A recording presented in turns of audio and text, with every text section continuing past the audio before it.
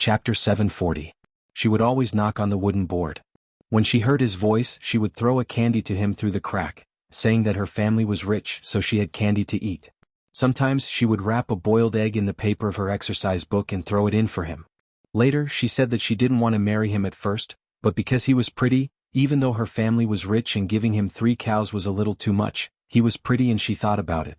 The darkest time of his life was when he was 15 years old. When he was kidnapped, the brightest time was when she threw food for him to eat every day. Initially, he wanted to go back on his word. He still felt that Bing Danner wasn't pretty. When he saw her face the moment he came out of the cellar, he wanted to go back on his word. Bing Danner was a girl with single eyelids and wasn't pretty. How could a child's words count? But he felt that he was a man. Even if he wanted to go back on his word, he had to find her and make things clear to her. Even if he wanted to go back on his word, he still had to sit at the table and make things clear, right? Moreover, he was the young master of the Qin family. If he didn't make things clear, he wouldn't be able to get a girlfriend or marry a wife. He had to be responsible for his promise. But every time he went to Starfield Town, the things wrapped around his pride became thinner and thinner. Every time he sat on the train, he would think that single eyelids weren't pretty, but her eyes were especially bright and were actually very pretty. Anyway, he would force himself to marry her. After all, he was a man. How could he go back on his word? Every time he went to Starfield Town, he brought more and more things with him. He always wondered if she liked more things now that she was a little older. She was 15 or 16 years old, and she was 18 to 19 years old. Girls always like different things. CDs, MP3s, MP4s, MP5s, and girls' favorite things were cell phones, tablets, and dresses. He didn't know if she had grown taller, but he always bought one for each age. Those things that he felt that the children in the countryside wouldn't have, he would bring them year after year. He always remembered her raising her chin and saying to him, "Our family is very rich. Our family is the richest family in Starfield Town. If you marry me, you'll be very proud. Our family has 3 cows and a big house with about 10 rooms. There aren't many families in Starfield Town with more than 10 rooms." She put the kitchen, chicken pen, cow pen, and dog kennel. They were all included in the layout of her house. When he lived in her house, she always threatened him, "Don't think that you're so great just because you're beautiful. There are many people who want to be our son-in-law. Among those people there are also some who are good-looking. There are even people who are better looking than you." Until one day, when she stuffed some money into his hands, she said with reddened eyes, "My mother said that you're the child of a rich family, so you should go back home. My mother said that your family will be worried. My mother said that your family is richer than mine, so you can wear different clothes and shoes every day. We can't afford them. My mother asked me to send you to the train station and let you go back to the provincial capital." That day when she sent him to the car, she only asked him, "Do you still mean what you said?" He just nodded. She grinned. Let's go. When I enter junior high school, there will definitely be a lot of boys who like me. If you don't hurry up and marry me, I will be snatched away." After the car drove out, he stuck his head out to look at her and saw that she was wiping her tears. When she saw him stick his head out, she immediately smiled at him. At that time, his eyes were also blurry. Other people said that children in the countryside were shy, but he had never thought so. This was because there were many girls in the countryside who got married at the age of 14 or 15. Many of them stopped studying and got married when they entered junior high school. In fact, he went to Starfield Town many times a year. He was really worried that she would get married before finishing junior high school. However, Bing Danner said that her family was rich and she didn't have to quit school to get married. She still had to go to university because she was the only child in the family and her parents could afford it. Thinking of this, he wasn't so anxious. The more he didn't see her in these years, the deeper his impression became. It was so deep that he couldn't erase it from his mind. Later on, it was so deep that he felt that there was no girl who was prettier than Bing Danner. Bing Danner had the world's prettiest single eyelids and the world's prettiest eyes. They sparkled like stars. There was always sweat on the tip of her little nose, and she was cuter than anyone else. Her teeth were like small beads, and when she bit on the hard fruit candy, there was a crunching sound. When she smiled at the sunlight, her little white teeth reflected the light. Xianxia felt that water had entered his ears. They were wet and he casually reached out to touch them. His chest heaved up and down and he spurted out from time to time. He took a deep breath and then sniffled. Finally, he raised his arm and covered his eyes. He didn't dare to stay in Xiaqian's ward. He didn't dare to think about how he had treated her. He couldn't even forgive himself. How could he let others forgive him? Xianxia turned over. His body curled up into a ball. His sobs were very suppressed. The depression in his heart made his entire stomach ache. He didn't know what he did wrong. God just had to go against him. There were a few times when Xianxia approached him, provoked him, kissed him and took off his pants. He didn't kill her because he lost his kiss. He should have sensed something was wrong. But he didn't have any thoughts. He didn't threaten Dan, or did he bring this upon himself? The surface she gave him was also broken. After so many years, it hadn't been broken. Now that it was broken, what did it mean? Was it an ominous order? Xianhuan had never been so impatient. He anxiously kicked the steering wheel with his long legs. Every kick, he exerted all his strength. After kicking for a while, he finally sat up when he had no more strength left in him. Why should I be sad? Why should I be sad? I found the person I wanted to find. Shouldn't I be happy? I didn't know that she was Dan, or didn't she mess with me too? Does she want to break off the engagement because of this? No way. How could an engagement that had been arranged for more than 10 years be broken off just like that? No such thing. Xianhuan pulled out a few pieces of tissue, wiped his tears and opened the car door. He got out of the car and straightened his back. Finally, he realized that something was wrong and got back into the car. When he started the engine, he realized that the steering wheel was a little crooked. Jianghu and Zhuangyichen had been in the ward the whole time because they were afraid that Xiaoya and Xianhuan would fight. But just now, they clearly felt that the two of them didn't quarrel anymore. There seemed to be an indescribable tacit understanding between them. In fact, even Xiaoya couldn't figure out what was going on. She guessed that Xianhuan really wanted her to get better. Everyone saw Xianhuan's abnormality. Jianghu guessed something, but he couldn't be sure. So he waited. What he waited for was Xianhuan entering the ward with a big bouquet of roses. He had his usual smile. The glasses on his nose bridge fit his face perfectly. Looking at the person lying on the bed, one could think of a word, a beast in human clothing. He didn't mind the awkwardness of making a scene during the day. He waved his hand familiarly and said hi to everyone. Xiaoya's mouth twitched. When Xianhuan came in with a serious expression, she felt a little better. But this cheeky smile of his was really asking for a beating. Xianhuan handed the roses to Xiaoya. Zhuangyichen snatched it and threw it on the other empty bed. Xianhuan, what are you doing? What am I doing? You're so annoying. Xianhuan rolled his eyes at Zhuangyichen. He picked up the flowers on the empty bed and handed them to Xiaoya. This time he didn't give Zhuangyichen a chance. He knelt on one knee. Sister Xiaoya, marry Xiaqian to me. Pft. Pft. Xiaoya, Zhuangyichen and Jianghu. The three of them almost spat at the same time. Jianghu felt that this was a very valuable piece of news. He was a little excited and quickly walked out of the ward to call Qin Rongfang. Grandpa, did you know?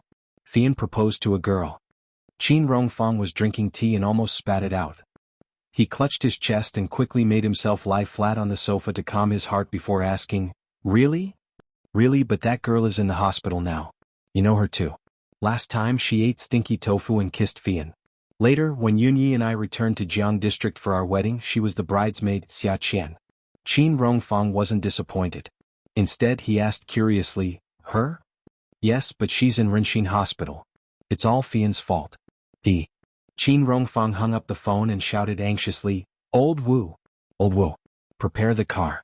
Prepare the car. Xiaoya couldn't take this kind of provocation. Xianhuan looked like he wanted to kill her before, but now he was calling her sister and kneeling down. Besides, the doctor had said that Xiaqian's injury would be fine as long as her temperature was lowered. She was still being sedated, so she couldn't feel the burning pain. Her fever should be gone by noon tomorrow. It wasn't a terminal illness, so he didn't have to take such responsibility. But Xianhuan looked very serious. Zhuangyichen put his hands on his waist, bent down, and moved his face in front of Xianhuan. He frowned as if he was studying a cultural relic. Hey Fian, your rhythm isn't right. Xianhuan glared at Zhuangyichen and snorted. My rhythm is always right. Then he continued to raise the flowers in front of Xiaoya. Even if you want to pretend, don't harm my sister-in-law, Zhuangyichen added.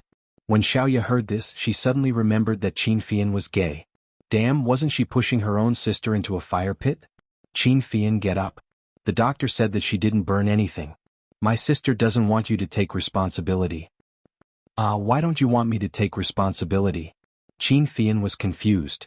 That's not right. I really want to take responsibility. Why don't you let me? Zhuangyichen swallowed again and reached out to touch Xianhuan's forehead. You don't have a fever, do you? Did your boyfriend fight with you? Xianhuan slapped Zhuangyichen's hand away in annoyance and stood up with a whoosh. he shoved the flowers in his hand into Xiaoya's hand and said righteously, "Anyway, I don't care anymore. Since you don't want me to take responsibility, then let her take responsibility for me. After this incident, my heart has been seriously damaged. Do you know what she did to me? Not only did she strip me naked, she even broke my orange flowers." Welfare Hongxia 866. Chapter 741. Qin Fian glanced at Zhuang Yichen and Xiaoya. At this time he sat on Xia Qian's bed. After sitting on it, he propped himself up with his arms and stood on his tiptoes. He looked calm and composed as if he was the host. "Since you think that Xia Qian's injuries aren't serious and that she'll recover soon, I'll tell you how serious my injuries are." Qin Fian grunted. "Don't think that I look like a good person who's fine right now. My heart has been hit hard. Do you know how fatal the blow to a man's self-esteem is when he's kidnapped by a woman, a short woman?" Qin Fian talked about his own pain, but there was no sadness on his face. Instead, he shook his neck and leisurely talked about the insults that he couldn't bear to be mentioned. Xiaoya's mouth was agape. She had seen a lot of shameless men. Really, she had seen a lot of beasts in the upper class. Sometimes she could hear those rich playboys say shameless things outside the changing room. But Qin Fian was like this.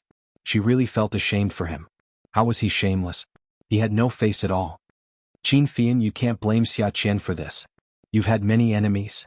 Ever since she found out that Xia Qian had provoked Qin Fian first and that her body was fine, she didn't hold a grudge against Qin Fian. Now that she heard that a gay man wanted to marry her sister, she could only persuade him patiently. She was afraid that this man would give up and hurt her sister. "Yes." Qin Fian raised his hand and pointed at Xiaoya. He snapped his fingers beautifully. "Xiaoya, Jie is right." He tilted his head and looked at Zhuang Yichen, who was studying him. He rested his chin on his hand. "Hey Yichen, did you hear what Xiaoya said?" "Well, Qin Fian, I think there's something you need to change. One is Sister Xiaoya and the other is Yichen. Shouldn't you unify your seniority?" Qin Fian shook his head. "Why should I correct it?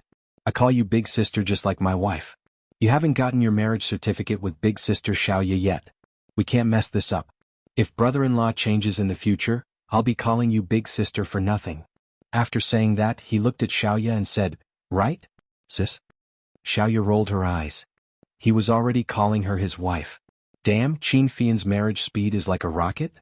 Qin Fian changed his words very quickly. Zhuang Yichen gritted his teeth and raised his foot to kick Qin Fian's leg. Qin Fian jumped up from the bed to dodge. Zhuang Yichen glared at him. "Qin Fian, I never knew that you were so annoying." "Sis, look, he's afraid that I'll tell the truth." Xiaoya waved her hand. "Stop calling me sis. You're making me sound old. I still have to call you sis. Qin Fian placed his hands on his waist and began to do the 8th set of radio calisthenics. His butt moved in big circles as he said lazily, "You said it yourself. We've had many feuds and she's always the one looking for trouble, right? The first time she ate stinky tofu and even bit me. Sis, you saw it, right? She kissed me in front of so many people. Everyone knows that. That was my first kiss. How could she take it away just like that?" Xiaoya facepalmed. Zhuang Yichen simply sat down and flipped through the magazine. Don't talk about integrity with a young master who says that he's gay every day. He doesn't have it at all. If he did, he definitely wouldn't let anyone know that he's gay. The second time at the swimming pool, she took off my pants. You all know about it, right? Other than when I was young and couldn't take care of myself, my pants have never been taken off by anyone in my life. Tell me who's the one responsible. This time she kidnapped me again. Not only did she hurt my pride, but she also left a serious psychological shadow in me. This shadow might stay with me for the rest of my life. Go and take a look at that room. She bought a bunch of things on the table. She bought some tools to torture me. If you saw it, wouldn't you criticize her cruelty and sympathize with me? She should be despised by the whole world. You said that a man like me was tied up by her and was completely naked. She even touched me all over my body. Qin Fian then remembered that Xia Qian had also touched him there. His face turned red and he coughed. He quickly said, "Anyway, she committed a heinous crime. If she doesn't want to take responsibility for me, I won't let it go." Xiaoya nudged Zhuang Yichen. "Yichen, say something. You'll pay for it. Okay, you. Let young Master Qin name a price." Zhuang Yichen didn't even raise his head. Qin Fian stopped exercising and frowned. "Can money make up for the damage that Xia Qian has done to me? Do you think that my mental health isn't important?" Xiaoya saw that Zhuang Yichen didn't care and was a little anxious. You still want to take revenge on Xianxia? Qin Fian, let me tell you there's no way you're planning to do that. He was gay. If he married Xiaqian, wouldn't she be a widow for the rest of her life? How can I take revenge on her? What are you thinking? Qin Fian felt that he couldn't communicate with Xiaoya. They had talked about responsibility, but now they were talking about revenge. Jiang Zhao re-entered the room. Qin Fian immediately went over and put his arm around Jiang Zhao's shoulder. Brother, if you help me marry Xiaqian, I'll let Xiaqian give birth to a grandson of the Qin family. You don't have to bring your baby over. What do you think? What are you doing? Jiang Zhao laughed. Since when did you like Xiaqian? Qin Fian leaned his arm on Jiang Zhao and said, Xiaqian and I are engaged. Do you remember when I was kidnapped? This watch of mine was stolen by Bing Dan and given to me. After saying this, he looked at Xiaoya unhappily. Now Xiaoya doesn't want to marry Xiaqian to me. She wants to break off the engagement. I don't think that's right. Engagement? Engagement? Everyone's jaws almost dropped. Qin Fian nodded. Yeah, but she doesn't remember it now. Even if I tell her, she won't believe me. So she might as well marry me. It's fine as long as I remember it. Zhuang Yichen sneered, melodramatic. Xiaoya agreed. Melodramatic. Jiang Zhao nodded. A big pot of melodramatic. Qin Fian told Xiaoya a lot about what happened back then, but Xiaoya didn't believe him. But Jiang Zhao believed him. Zhuang Yichen also slowly raised his head and believed him more and more. Qin Fian's reputation as a homosexual had long been known. He always did things his own way. If he wanted to mess with Xiaqian, there were a million ways. Why did he have to do this? Qin Fian was a businessman. He wouldn't sacrifice his whole life for a moment of anger. At this moment, the door of the ward was pushed open. Qin Rongfang rushed in with the butler, Uncle Wu. When Qin Fian saw his grandfather, he immediately went over to support him. Grandfather, what brings you here? Qin Rongfang couldn't be bothered with him. He only looked at the girl on the bed. She was all red. Is this the person you wanted to propose to? Grandfather, you have to make a decision for me. Her family doesn't want to take responsibility. Qin Rongfang's mouth twitched. Nonsense. She's the one lying here. You're fine. Then take a look at my forehead. Qin Fian reached out to brush away the bangs on his forehead. Sure enough, there was a large bruise. The blood clot on it had already formed a scab. It was covered during the day so it couldn't be seen. Grandfather, I have a marriage contract with her. When I was in exile, she said that she wanted me to marry her. She can't deny this, right? Xiaoya saw Qin Rongfang and her attitude was much better. Grandfather Qin, this is ridiculous. You can't believe it. Qin Fian whispered in Qin Rongfang's ear, it's up to you whether you want a great-grandchild or not. Anyway, I don't want anyone except Xiaqian. Qin Rongfang was stunned, and then he was ecstatic. The next day when Xiaqian woke up, the first thing she saw was Qin Fian. Qin Fian pushed the glasses on the bridge of his nose. He grinned at Xiaqian. When Xiaqian saw Qin Fian, she shrank back in fear. Why are you here? Xiaoya reached out and slapped Qin Feifang's face and pushed him back. Qian. Qin Fian pulled Xiaoya's hand away and grinned at Xiaqian. When Qin Fian called her Qian, Xiaqian immediately burst into tears. She hugged Xiaoya and didn't dare to let go. She sobbed and said, Sis, I was wrong. I won't mess with him anymore. Ask brother-in-law to tell him not to seek revenge on me. Qin Fian was stunned. Xiaqian, who was in Xiaoya's arms, was crying sadly and panically. His smile froze on his face and slowly collapsed. He couldn't smile anymore. Qin Fian took out a candy from his pocket, walked over and handed it to Xiaqian. Bingdan, don't cry. Have a candy and you'll be happy. It's my fault. Look, it's orange petal, orange flavored. Xiaqian looked at Qin Fian blankly. Who's called Bingdan? Only a country bumpkin would have such an old-fashioned name. She looked at the candy handed over and despised it. Oh my God, how old-fashioned are you? This packaging is really lousy. One look and I can tell it's cheap. Qin Fian's heart ached. The thing that he treasured so much was now being despised by others. Had it become a habit for him to be obsessed with it? After the chili incident, Xiaqian really didn't dare to cause trouble for Qin Fian anymore. She was afraid. She had never been retaliated against like that before. She probably wouldn't forget it for the rest of her life. Qin Fian could only treat this as a last resort. The girl ignored him and he had no experience in wooing girls. No matter how busy he was, he would definitely go to Ninth Mansion to please his sister-in-law. He wanted to know a little about the girl's mentality. It was fine if he didn't go. After he went, the conflict escalated. Sister-in-law, tell me, what do girls like? What do they like in the morning, at noon, and at night? What should I do so that the girl won't hate you? Yi'er came back from the dance studio every day and still had to listen to Qin Fian's nagging. She was already annoyed. But Qin Fian just had to say these things. Why didn't Jiang Zhao ask her what she liked in the morning? What did she like in the afternoon? What did she like in the evening? Why didn't he ask her what he should do so that she wouldn't hate him? She was unhappy in her heart, but she still told Fian her thoughts. Fian, it's like this. Girls actually like men who are more considerate, the kind who can consider everything for her. When she's cooking, you pass her a scallion. When she's washing the dishes, you pass her a pair of gloves. She'll be happy. Although you don't necessarily do anything, it's enough to show that you're considerate of her. Awesome novel. Hangxia 866. Chapter 742. Oh, be romantic. Give her some flowers when you're free. Girls rarely dislike flowers, really. Even if it's just one flower, if she likes you, she'll like you. Qin Fian sighed. What if she hates me? Yi'er also knew about Qin Fian's situation and sympathized with him. Why don't you like someone else? Qian doesn't even remember you. Why should I like someone else? I remember her. Qin Fian ate 2 grapes and waved his hand. Forget it. I'll just attract her attention anyway. As soon as Qin Fian left, Yi'er came looking for trouble with Jiang Zhao. Why don't you give me flowers? Give me one every day.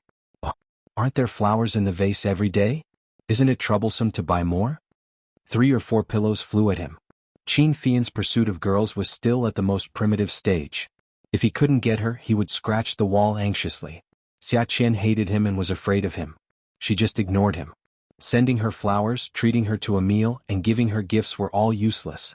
At night, Qin Fian went to look for Qin Rongfang again and threw a tantrum. When are you going to marry my wife? Qin Rongfang was no longer in a hurry. When he first found out that his grandson liked women, he was so angry that he almost turned into fireworks and shot into the sky. But now that he saw his grandson anxious like an ant on a hot pan every day, Qin Rongfang felt better. He felt like he was taking revenge. You can be anxious all you want, but I'm not anxious. Qin Rongfang drew his mountains and rivers, forests and birds, dipping his brush in ink and sprinkling colors. It was his style of handling things calmly. Grandpa, you don't want to have a great-grandson, do you? Qin Rongfang replied. I don't want to. With Zhao Zhao and Yi'er's child, I don't have to worry. Zhao Zhao's child will definitely be smart and cute. Look at how he and Yi'er are so good-looking. The child will definitely be very beautiful. Qin Fian was so angry that he wanted to vomit blood. He stomped his feet.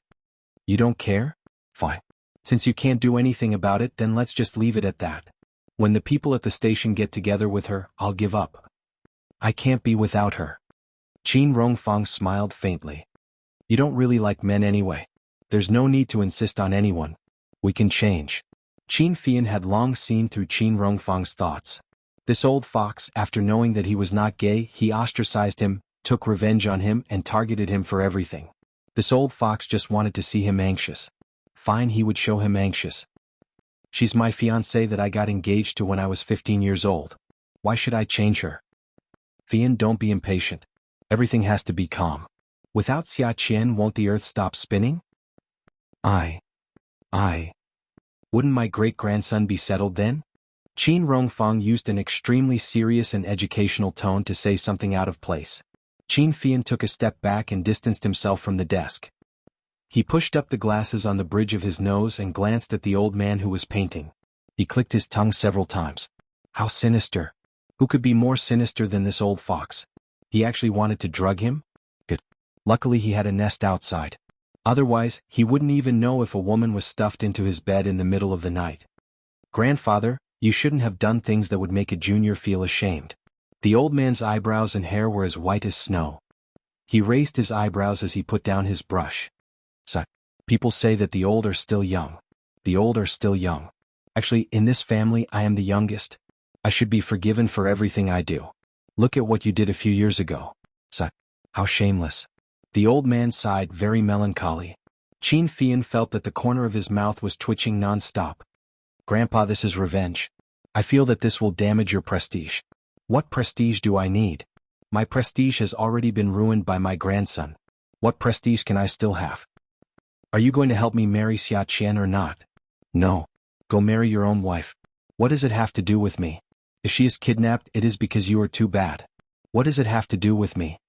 Xianxia vomited blood again. He didn't even say goodnight. He turned and walked out the door.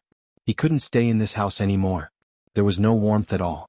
His parents didn't care about him and his sister since he was young. Now his grandfather didn't care either. He didn't even care about his marriage. He couldn't stay in this house anymore. Xianxia held a little temper in his heart the whole way. He walked down the corridor to Fei Yu's room. Looking around, there was no one in the empty bedroom. The bathroom was also empty. After looking around, shouldn't Fei Yu be doing her homework at this time? He didn't know where his intuition came from, but Xianxia walked towards the small awning on the top floor. Feng Xing, it's not right. You can't write it like this. Luo, look, you have to hold the brush with strength. When you hold the brush, your palm must be empty. It feels like you can put an egg in it. Don't use the strength of your arm to pull the brush. You have to use the strength of your wrist and knuckles. Fei Yu adjusted the position of the brush in Feng Xing's hand. She spoke softly to Feng Xing. The light in the small canopy was white and bright, clearly illuminating the figures of the young man and woman. The boy's features were delicate and pretty, while the girl was quiet and elegant. On a round stone table there was ink and paper. The brush was in the boy's hand. Fei Yu's hand was on the boy's, teaching him patiently. After Feng Xing finished writing a word, he glanced at Fei Yu. His writing was getting smoother and smoother.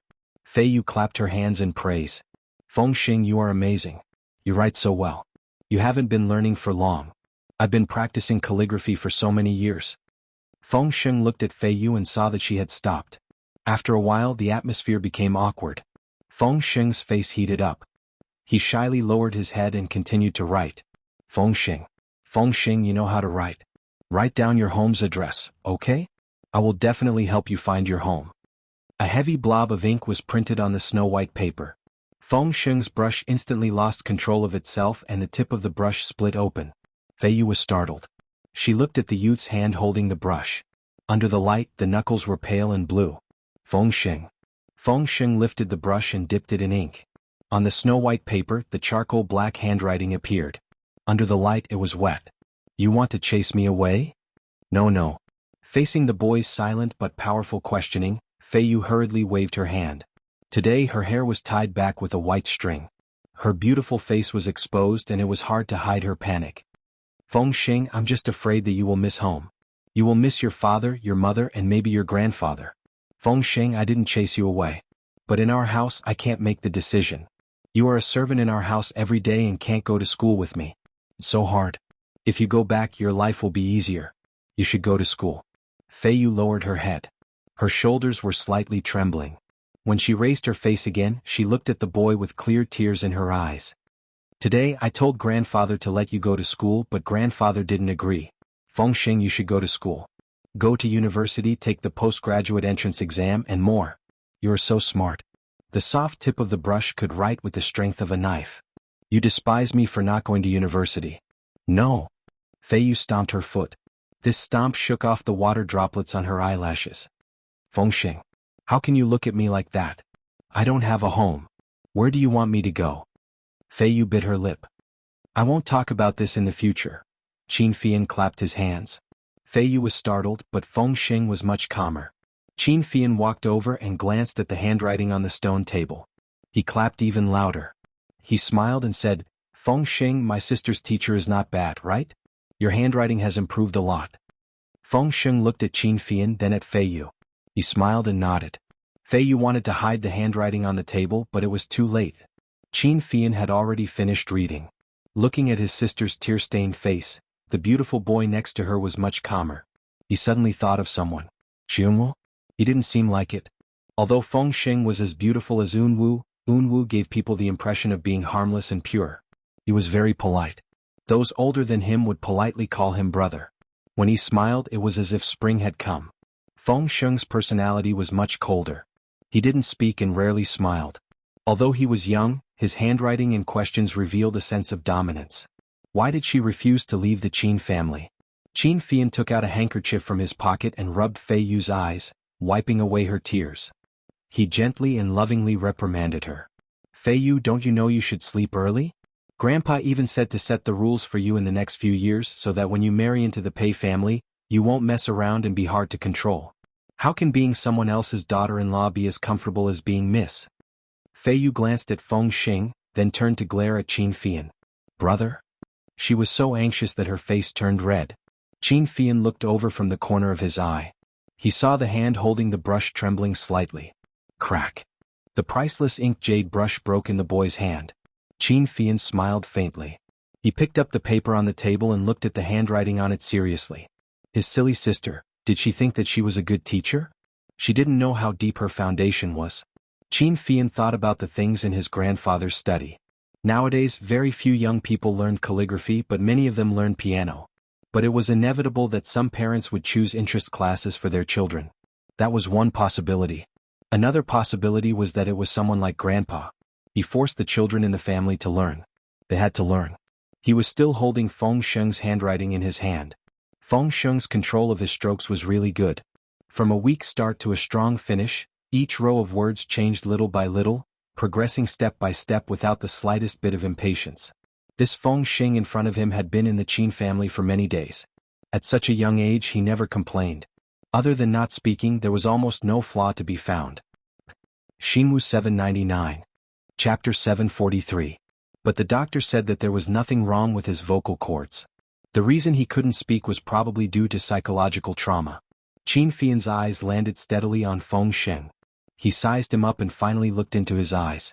When Qin Fian's gaze landed on Feng Sheng, he didn't avoid Qin Fian's scrutinizing gaze. After a moment he lowered his head, pretending to be afraid. But he didn't relax his grip on the ink jade pen. The weather was a little cold now, but these two people actually had the leisure to come to the top floor of Fei Yu's residence to write. Really? Qin Fian blew at the ink on the paper in his hand and said lightly, Feng Sheng, you're still young. You should go to school. I found a school for you. Feng Sheng raised his head and looked at Qin Fian blankly. It's in Jianghu district, an elite school. Don't worry, the Jiang family and our family are in-laws. When you go to school in Jianghu district, you will be well taken care of. Fei Yu was stunned. Jianghu district. She looked at Feng Sheng again. Feng Sheng's lips were trembling a little. The hand that was holding the ink jade brush was also trembling a little. Fian pulled Qin Fian's wrist. Brother, why do we have to go to Jiangzhou to study?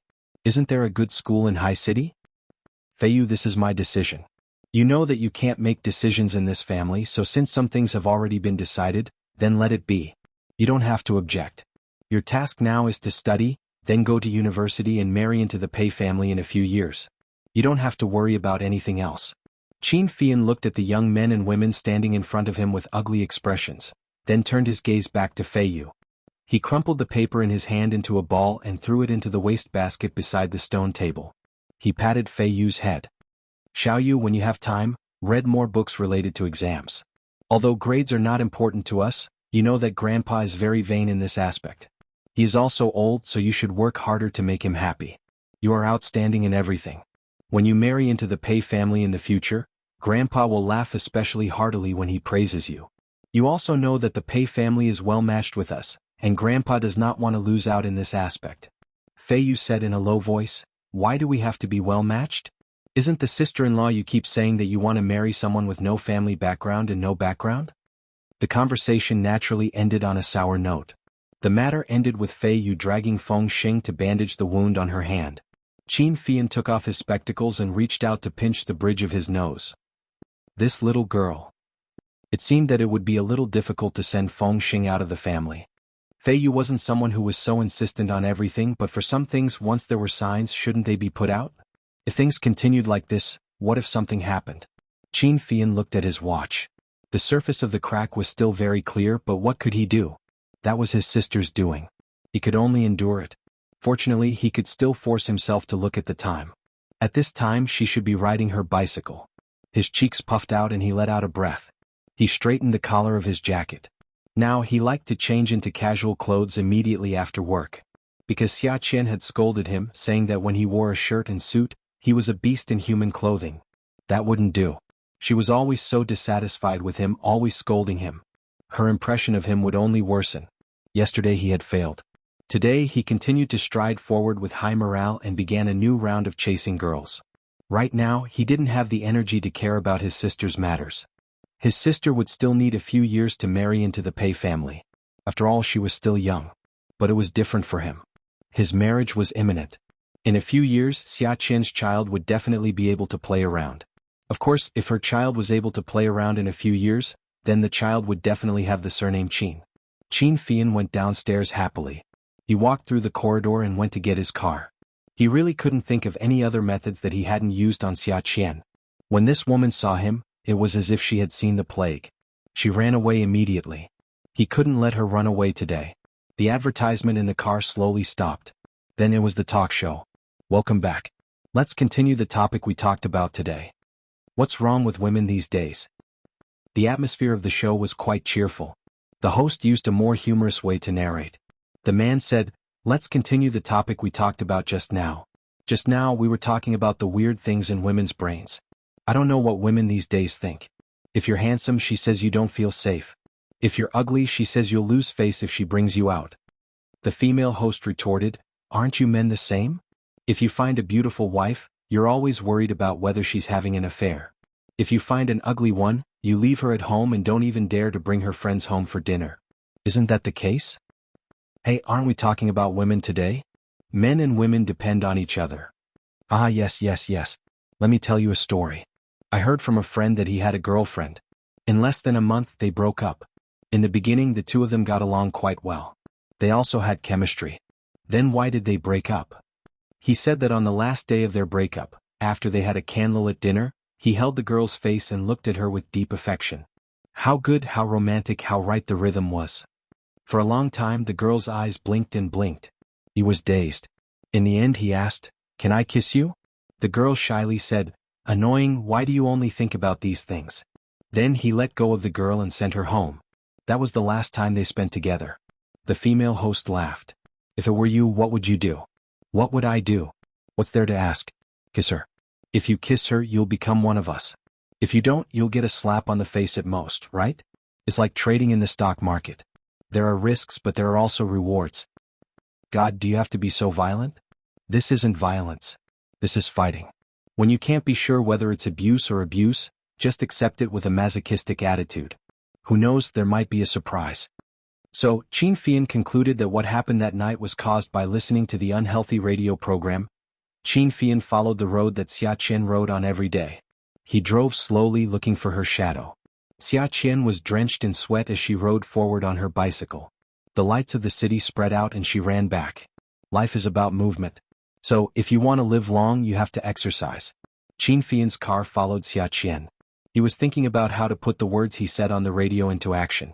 He felt that he was a smart person. It was easy for him to draw inferences about other things. Everything could slowly become clear through his brain. Following the guidance and instructions of the radio host, Qin Fian analyzed Xia Qian. Xia Qian thought that he was handsome and insecure. When he lived in Starfield Town, she always watched him and didn't allow him to talk to other girls. Every day there would be many girls at home bringing fruits and boiled eggs to her house for him to eat. She would keep all of them. Who knew if he would eat those things? She was obviously jealous, but she never admitted it. She even said that there were boys who wanted to marry into her family who were better than him. Qin Fian felt that the first step now was to put the question, "Can I kiss you?" into practice. According to the program, he shouldn't ask a girl if he could kiss her. He should just kiss her. This logic made sense. Treat you to a meal? Will you do me the honor? What honor? I just want to have a meal with you. Come with me. Treat you to a movie? Is that okay? Is that okay? I just want to watch a movie with you. I have to go. There were also things like holding hands and kissing. I just want to hold hands and kiss without any warning. What's there to talk about? What's there to talk about? He would press her down and kiss her. After kissing her, they would become family. At most, he would get a slap on the face. Right now, he couldn't wait for her to slap him. Only then would he be able to get back at her. After making up his mind, Qin Fian did one thing, and that was to kidnap Xia Qian. Yi Er slept on the bed, tossing and turning uncomfortably. After 3 months, her belly had become much bigger. Other single babies only showed signs of pregnancy at 3 months, but she was already 5 months pregnant. After turning over, Jianghu immediately woke up. Jianghu turned on the table lamp and touched Yi Er's face. "Yun Yi. Zhao, you're having an affair." "Ha! I dreamed that you were having an affair." As Yi Er spoke, she started to feel sad. Pregnant women were especially sensitive. When he didn't pick up her call, she started to wonder if he had taken a fancy to another woman because she was pregnant. Jianghu didn't know whether to laugh or cry. His biological clock was following Yi Er's and he went to bed very early. He hadn't even woken up from his sleep, yet she was accusing him of having an affair. This was simply adding insult to injury. Seeing that Yi Er's eyes were red, he kissed her on the forehead. Yunyi, my good wife, I love you. I'm not having an affair. I'm really not. Aha. Then don't forget to tell me tomorrow. Wow. I'll tell you every day. Don't think too much. It's not good for the baby. His hand slowly caressed Yi Er's belly. Her belly was bigger than other pregnant women. The doctor said that pregnant women with twins had it harder than other pregnant women. He planted a kiss on the woman's lips. Yunyi, it's been hard on you. As long as you love me, it's not hard on me. I love you. Even if I love you, it can't erase the fact that you've worked hard. Yi Er's eyes curved into crescents as she smiled. Aha, it's been hard on me. Then you should kiss me more. Jianghu squeezed Yi Er's hand and kissed it. Seeing her pout, he smiled. Just as his smile faded, the woman immediately turned hostile. You still say that you're not having an affair? I asked you to kiss me, but you won't even kiss me. Jianghu smiled and kissed the woman gently on the lips.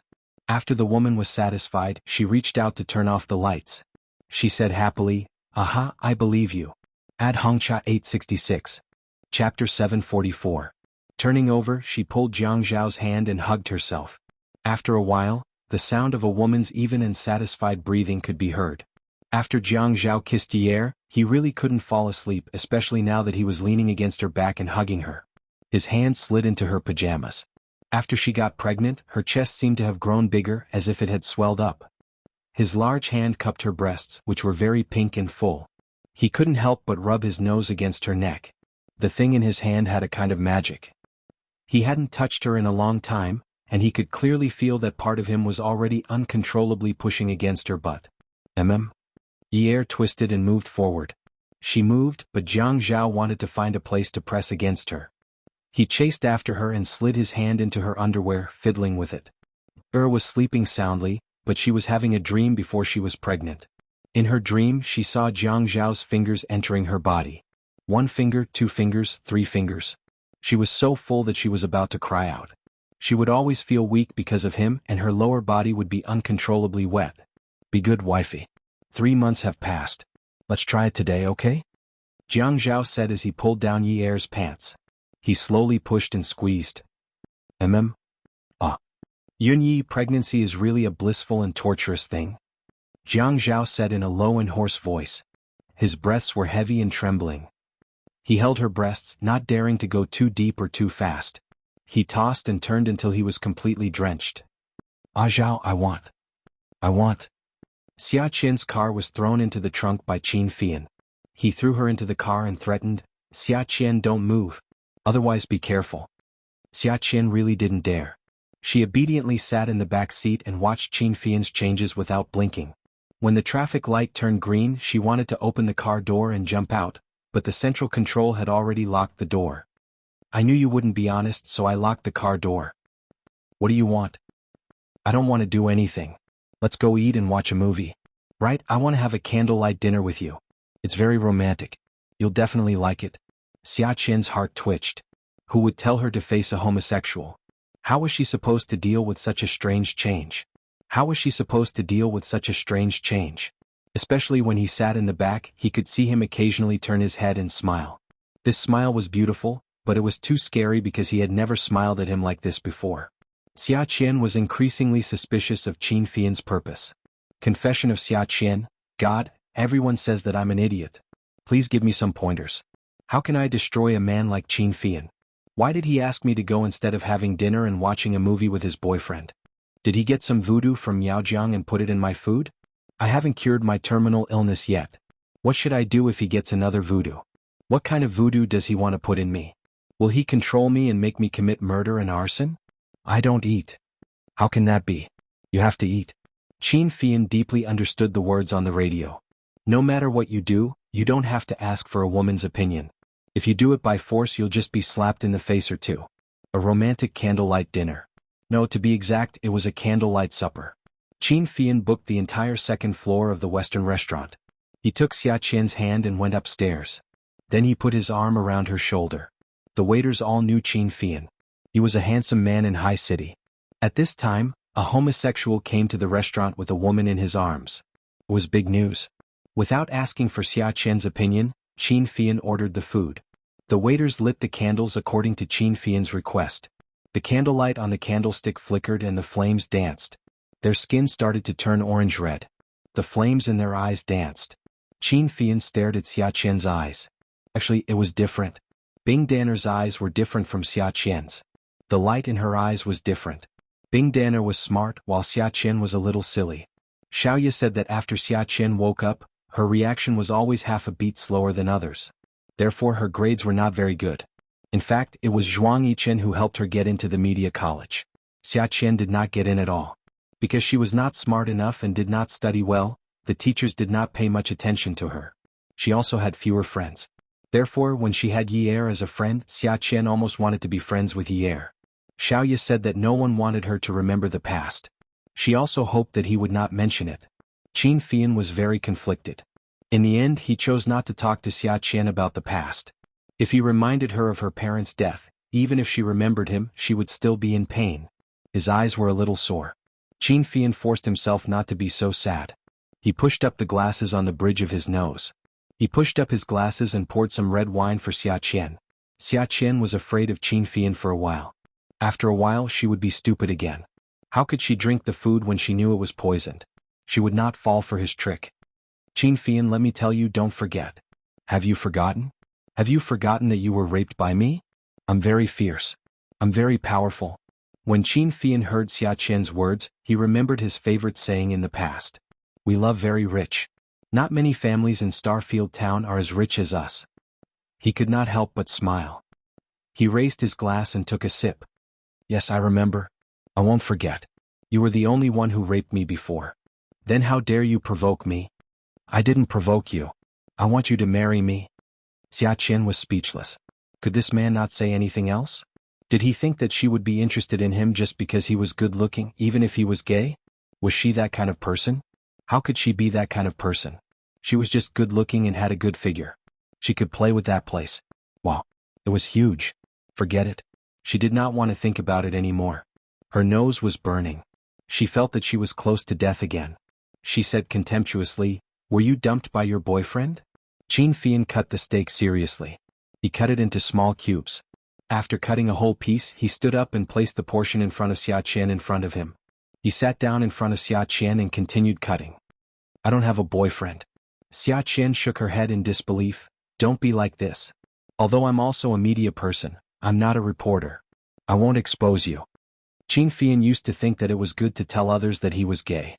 The women in the company wouldn't crawl into his arms, and the daughters of rich families wouldn't hug his neck and kiss him hard at the cocktail party. He had promised Bing Dan that he would never kiss a woman other than his wife. This was fate.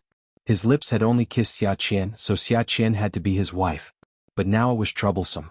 No one believed that he really wanted to pursue her. She didn't remember the past. It didn't matter if she didn't remember. He had to marry her. The two of them chatted as they ate. In the end, Qin Fian walked up to Xia Qian, pulled her up and said on the radio with a loving look. Qin Fian thought that his gaze must be affectionate because his Bing Dan had grown up. He reached out and pinched Xia Qian's chin, pulling her in front of him. Xia Qian was shocked, especially by the way Qin Fian looked at her. Why was it so strange? Did he think that she was his boyfriend? Did he really get dumped by his boyfriend? Qin Fian saw that Xia Qian couldn't get into the situation at all and was a little annoyed. He pinched her chin and said domineeringly, Xia Qian, close your eyes. I'm going to kiss you. Qin Fian felt that this was the right rhythm. He didn't need to ask if she was willing. Just say that he wanted to kiss her. As they kissed, she would become one of them. When Xia Qian's lips were sealed by Qin Fian, she was dumbfounded. She pushed Qin Fian away and said disdainfully, Why are your kissing skills so bad? It was like being bitten by a dog. She must have never read a romance novel, right? Qin Fian didn't blush and his heart didn't skip a beat. If you're good at kissing, then kiss me. At this moment, Qin Fian's IQ had dropped. He actually gave such an order. It was really meaningless. Xia Qian naturally ignored him. It was okay if she ignored him. Qin Fian was thick-skinned now. If she didn't kiss him, he could still kiss her. Anyway, she didn't slap him. Maybe she would become one of them soon. Xia Qian trained every day. However, compared to Qin Fian, who also trained every day, her strength was not just a little bit weaker. There wasn't even a waiter in the Western restaurant on the second floor. According to Qin Fian's request, all the lights were turned off. There was only a candlestick on their table. There were 3 candles on the candlestick.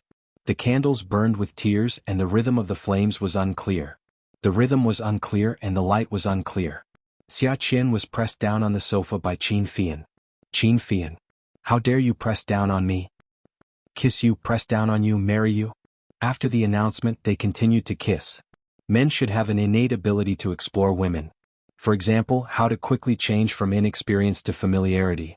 Xiaqian thought that Qin Fian was biting her like a dog at the beginning. But at this time the man already knew how to play with his tongue. Qin Fian himself was surprised to find that kissing could be changed. He actually put his tongue into her mouth, stirred it and sucked it for a moment. This process slowly and deeply became more and more interesting. It was really amazing. Qin Fian was touched by his own intelligence. So he explored the kissing for a long time. During this process Xiaqian tried to bite him several times but he escaped. Xiaqian was very disobedient. She was a person who had read countless novels. How could she be pressed down on by someone else? But this man didn't even give her a chance to speak. Qin Fian's intelligence had not only increased in kissing, but also in other aspects such as touching. This was his nature. After a man hugged a woman and kissed her, he wanted to touch her everywhere. The first place he wanted to touch would be her waist or butt. The most he wanted to touch would be her chest. Welfare Songshu 566. Chapter 745. Xiaqian exclaimed, "You touched my chest." Qin Fian answered affirmatively, "Yes, of course." There were only the 2 of them on the 2nd floor. Even if the people downstairs heard the screams, they wouldn't go upstairs. Who didn't know about the ambiguous relationship between the people at the candlelight dinner? It was very normal for ambiguous relationships to happen. Qin Fian had never found anything cute about Xiaqian. But ever since he found out that she was his fiancée, his attitude towards her changed completely. Although Xiaqian was a little silly, he felt that there was no need for women to be too smart. Although she would make mistakes sometimes, she was not evil. She would not wholeheartedly harm others or mess with him. That was because they had a grudge. If she did not get back at him even though they had a grudge, she would be too stupid. So this was the right thing to do. In the past he had thought that Xiaqian was not pretty. Anyway, none of the women he had seen were pretty. They all looked the same and could not compare to Bing Dan. But now, looking at Xiaqian, he felt that she was not bad.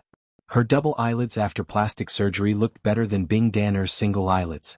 Bing Danner's eyes were big, so her double eyelids were just right. Her chest was really a problem. In the past it looked quite small, but now it felt quite right in his hands. When he pinched it, it was very springy. As he pinched it, he realized that his breathing was not quite right. Qin Fian. "You pervert, I'm going to sue you." Xiaqian was so anxious that her face was red and her heart was racing. Qin Fian was being a pervert. He did it on purpose. A homosexual actually touched her chest. Her chest. Not only did he see it, but he also touched it. Qin Fian held Xiaqian tightly. It was winter now and the air conditioner was on upstairs. She took off her jacket. She was neither fat nor thin. After struggling, there were small beads of sweat on the tip of her nose. She really looked like Bing Danner. Bing Danner loved to sweat on the tip of her nose. After understanding the essence of kissing, he stuck out his tongue and licked her lips gently. His lips curved into a smile. "What's the point of suing me? If you have the ability, let me marry you. That's the challenge. Why are you marrying me?" Qin Fian held Xiaqian's hand. It was as if he was living in the dark, looking at the wooden planks. Sunlight and sound seeped through the cracks. He was talking to the girl outside the wooden planks. He pinched her hand, placed it on his left cheek and rubbed it. His voice suddenly became very slow. "Chen Xian, marry me. I don't want much. You can give me 3 cows as dowry and $1. It doesn't matter if it's fake as long as it looks expensive. After I marry you, I promise I won't kiss other girls like in the movies. I promise I won't divorce my wife like Father Nyo on the slope." Xiaqian was in a daze. She stared at Qin Fian with widened eyes. His words were getting slower and slower and he was getting choked up. But why was he telling her all this? "Qin Fian, are you crazy? Who raises cows? Only someone like you would wear a fake watch, right? Who was Father Nyo on the slope? Do you have a fever? Did you become confused after being dumped by your boyfriend?" Qin Fian thought about it. He might as well steal Xiaqian's household register and get married to her at the Civil Affairs Bureau. What was there to chase after? It was too troublesome to chase after her. They had been kissing for so long and she wasn't even one of them. Jianghu had advised him before. "Fian, you can't treat gratitude as feelings. Maybe when you were 15 years old, you were very grateful to Bing Dan for rescuing you from the cellar. You stayed at Bing Dan's house every day and received her family's kindness. Our family values relationships very much, so you wanted to know how to repay them. However, you can't use your marriage as an act of gratitude. You can live with her for a lifetime. If you don't like her, everyone will suffer in the future. Now that she doesn't remember you, you can find a woman you like and live with her. He had thought about it carefully. What did it feel like to like someone? Did he treat gratitude as feelings? He clearly remembered the moment when he sat on the long-distance bus and turned around. He saw Bing Danner wiping her tears as she looked at the bus he was sitting in. Bing Danner had never cried in front of him before, so when she saw him, she smiled at him and waved at him. He also cried at that time. After that, every year when he went to Starfield Town and looked at the empty courtyard, he could see Bing Dan running around happily. He always wanted to cry, afraid that he would never see that person again. If he was grateful, he should only remember the time in the cellar and not always go to the places she brought him to play. At the age of 15, no matter which era a child would have their first awakening of love, right? But once his love awakened, he kept it open and never thanked her. He remembered answering Jianghu at that time, "Brother, I don't think women are good-looking. None of them are as good-looking as Bing Dan or as good-looking as Xianxia. How can I like her? I think Xianxia is good-looking now. In the past she looked good with single eyelids. Now that she has double eyelids, she's not bad either." Jianghu was speechless. "You're marrying her because you promised to marry her. Shouldn't I marry her if I promised to marry her? Isn't that going back on my word?" "But she doesn't want to marry you." "But I want to marry her. She has to marry me even if she doesn't want to." "Brother, you said that I don't like her. Then tell me, what does it feel like to like someone?" Jianghu looked into the distance and said with a smile, "You often think about her and think that she has a lot of good points. In the end, as you think about it, her flaws become her strengths. Even if she's not perfect, she's very pleasing to the eye. You don't think of her burdens as burdens. You feel that it's your duty to help her solve those burdens and make her feel more relaxed. You feel very satisfied to be able to see her lying by your side every day. If you give birth to a pair of children, that's the happiest thing." Qin Fei rolled his eyes at Jianghu. "Then I definitely like her. Needless to say, she's pleasing to the eye now. I used to think that she was stupid, but now I think that she's cute. I want her to give birth to children for me in the future. How can one pair be enough? Give birth to 10 children. Jianghu snorted. "Do you think she's a pig?" "I'm exaggerating. Didn't you learn Chinese well in primary school? I'm using exaggerated words to express my love for her. What do you know?" Qin Fian came back to his senses. Xianxia was still trying to break free from his control. He looked at her seriously.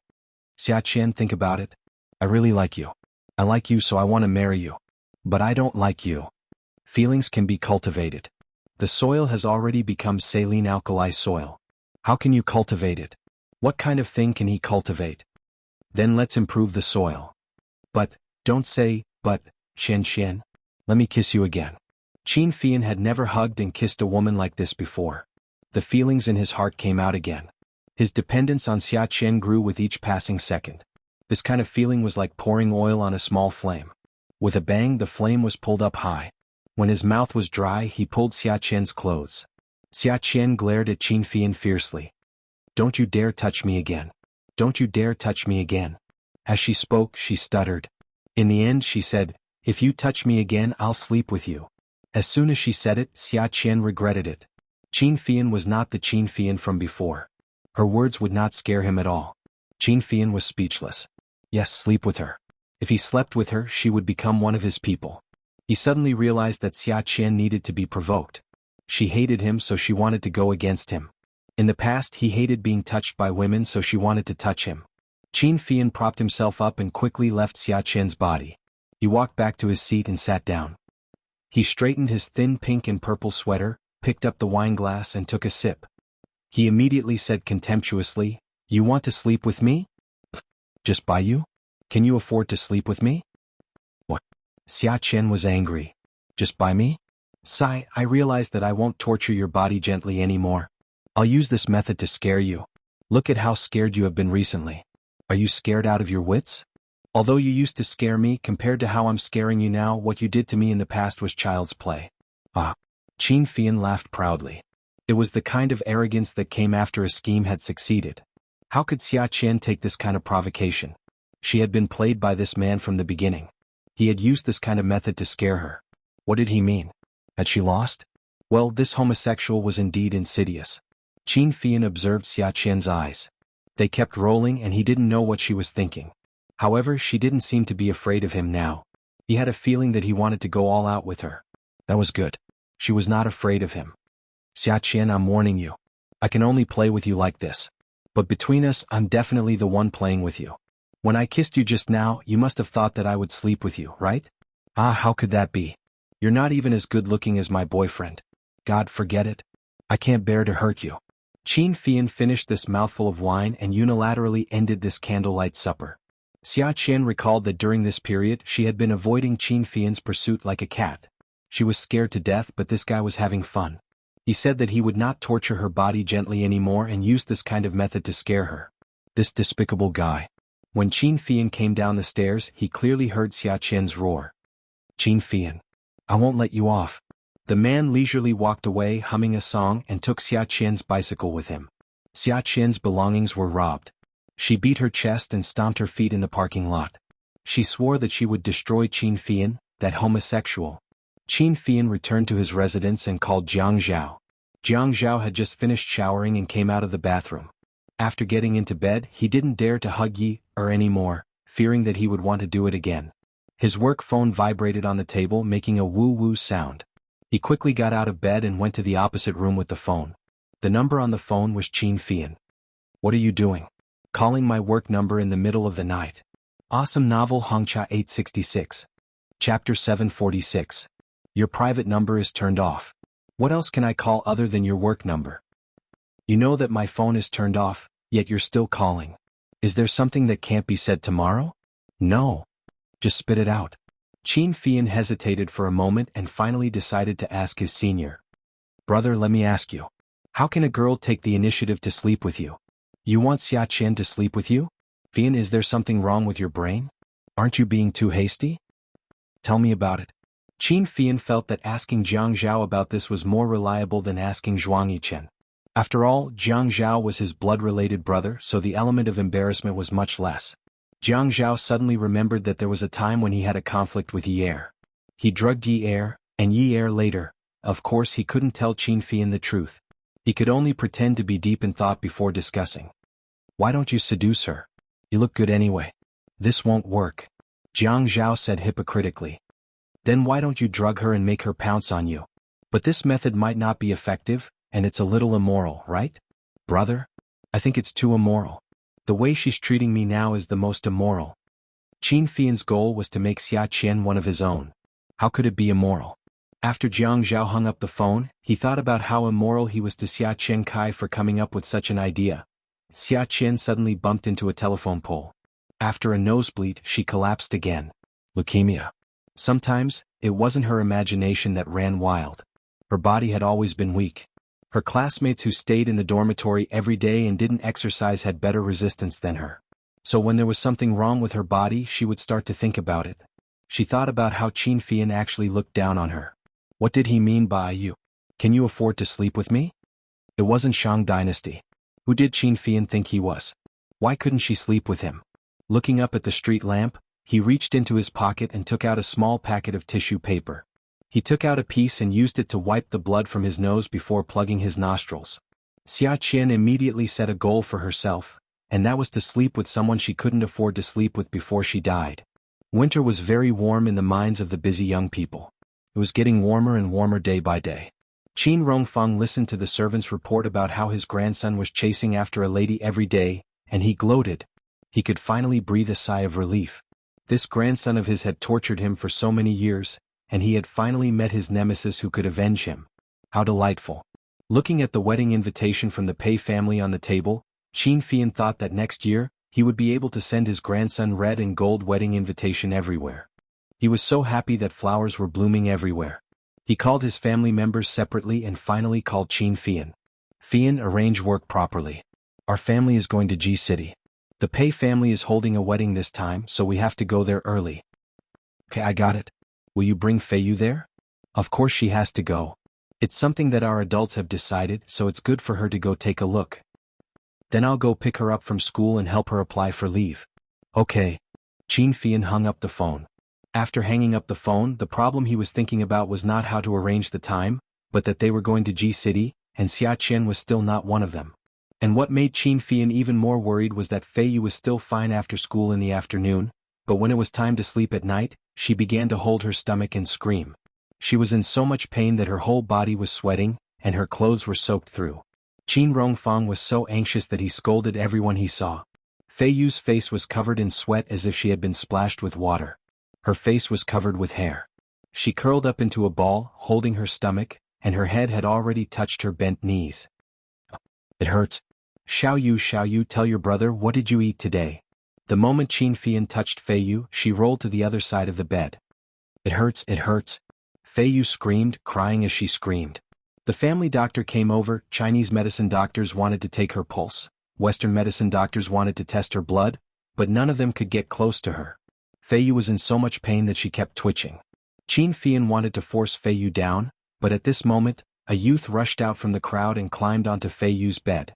The housekeeper was about to scold him. Feng Xing had already grabbed Fei Yu's hand and hugged her head. He tilted his head and pressed Fei Yu's forehead against his face. Feng Xing was still panting heavily as if he had run very quickly. He looked very nervous. Fei Yu sobbed and reached out to grab Feng Xing's arm. She used a lot of strength, but she did not roll away. She just closed her eyes, her eyelashes trembling violently. She cried and said, Feng Xing, it hurts. Feng Xing did not say anything. He just held Fei Yu's back and slowly touched her face. He pressed his cheek against her forehead and rubbed it gently, comforting Fei Yu's emotions. Feng Xing looked up at the doctor and glanced at them, asking them to come over. Qin Fian did not know why, but he actually felt relieved. He looked at Qin Rongfang and walked over. Then he held Qin Rongfang's arm and pulled him away. Late at night, in the study, Qin Fian looked at the medical report seriously. Grandfather, I don't want you to force Xiao Yu's matter. Qin Rongfang had not recovered yet. He sat on the rocking chair and lay down. He refused to open his eyes because once he opened them, they would be filled with heartache. She's still young. She doesn't know anything. Doesn't know anything? Grandfather, Fei Yu knows everything. She took poison to resist and doesn't want to go to G City with you. Qin Fian looked at his grandfather. His eyebrows and hair were all white. Grandfather had his own pride. Fei Yu's marriage had been forced. If he was not gay, grandfather probably would not have wanted to use Fei Yu for the marriage. But now that both the Pei and Qin families had agreed, what else could he do? Would the Qin family propose to break off the marriage? Even if the Pei family wanted to save face, they would not agree. But Fei Yu was so young. This time she said she was going to G City to see her future in-laws. She actually took poison and wanted to use the excuse that she was not feeling well to achieve her purpose of not going to G City. If they pushed too far, what would happen in the future? Qin Rongfang closed his eyes. After what happened tonight, his heart was in pain. His precious granddaughter actually took poison to resist him. If it was not because of Feng Xing, how could they end up like this? Grandpa was like an executioner and his granddaughter was like a poor girl. How could the Qin family end up like this? His pair of withered old hands were trembling on the armrest of the chair. Fei Yin, send Feng Xing away. Send him to Jianghu to go to school. After a long time he will be fine. Let Xiao Yu know that Feng Xing has a good place to stay. She will not miss him. After a long time she will forget how Feng Xing grew up. I didn't know that leaving him at home would lead to such a result. Qin Fian had always felt that the Qin family could not be compared to other families. Now that he thought about it, they were all about the same. Between families, there was no one who did not want a strong alliance. It was all because of his selfishness and stubbornness all these years that Fei Yu was pushed into the marriage situation. Grandfather blamed him, but he never used a scolding tone to scold him. Qin Fian's heart was heavy. He came out of the study and went to Fei Yu's room. He stood at the door and looked at his sister lying there quietly with her eyes closed. One hand was on a drip and the other hand was tightly holding Feng Xing's hand. Feng Xing held a towel in his hand and carefully wiped Fei Yu's sweat. Qin Fian's heart ached. Fei Yu was only 17 years old. Would everything be fine after sending Feng Xing away? This night for the Qin family was destined to not be peaceful. The doctor kept his mouth shut and did not dare to say anything. No one dared to say that Fei Yu had taken poison and tortured herself in front of Qin Rongfang. Just as Qin Fian thought, Qin Rongfang was hit hard. He had always felt that Fei Yu was obedient and sensible. Sometimes he even felt that he loved this granddaughter more because Fei Yu always listened to him. Whatever he said, it was what it was. And Qin Fian had always been rebellious and difficult to control. He always did not let him get what he wanted. So sometimes, Fei Yu could almost satisfy all of Qin Rongfang's vanity as the head of the family. To outsiders, he always claimed that he was a citizen and would not interfere with his children's affairs. But his son and daughter-in-law had gone abroad. It was not that he did not miss them. It was not that he did not feel sad when his daughter and son-in-law divorced. His grandchildren were all outstanding, but after all, their surnames were not Qin. When Jianghu was young, he had wanted to change his surname many times, but he was always stopped by the elders of the Jiang family.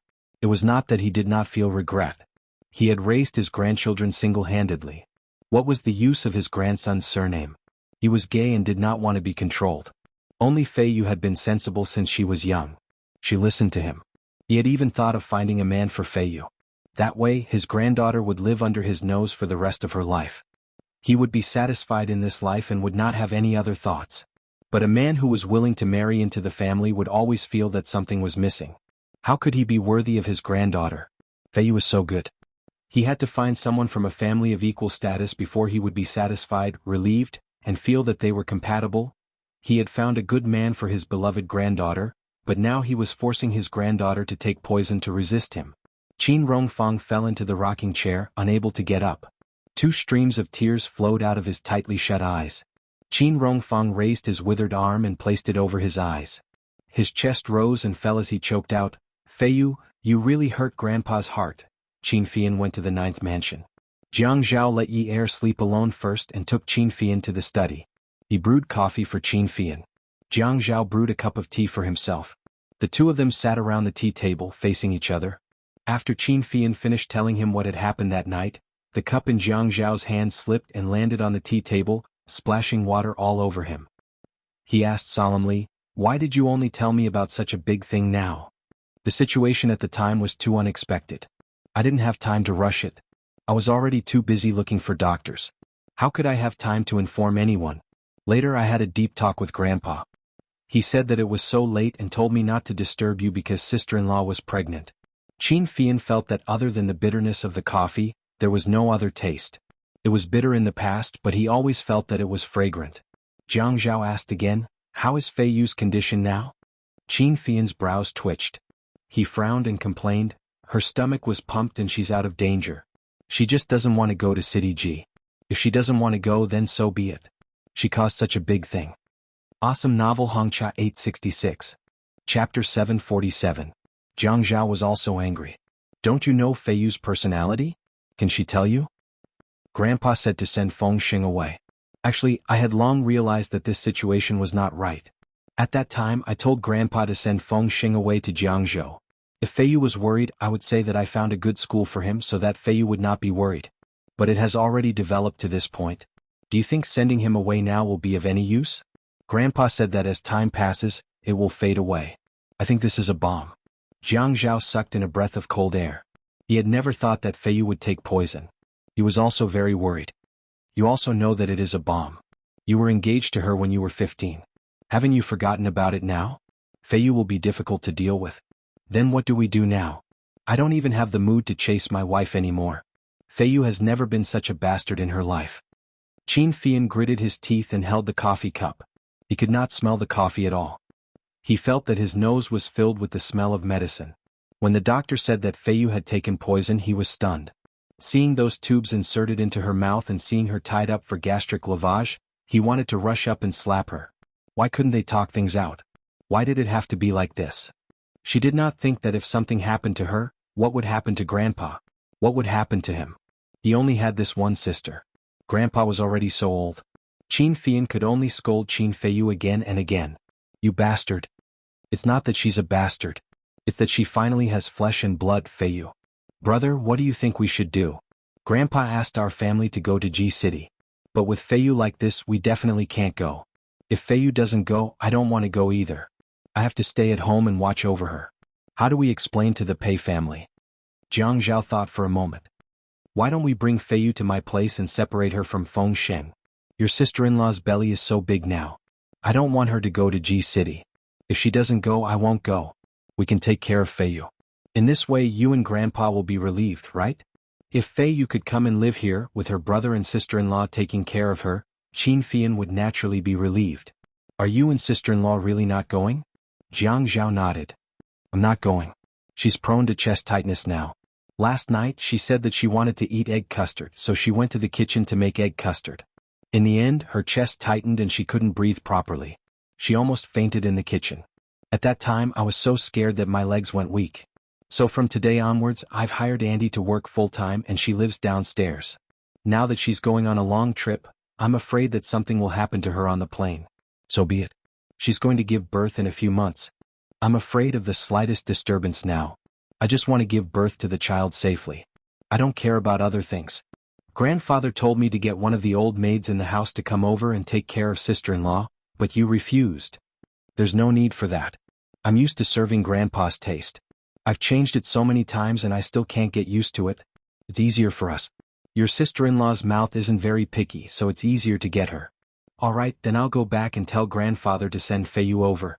Arrange for the old maids to come over too. Then go back early. Grandpa sleeps early. Don't disturb his rest. Qin Fian couldn't drink the coffee. He placed the cup on the tea table and stood up. He smiled bitterly.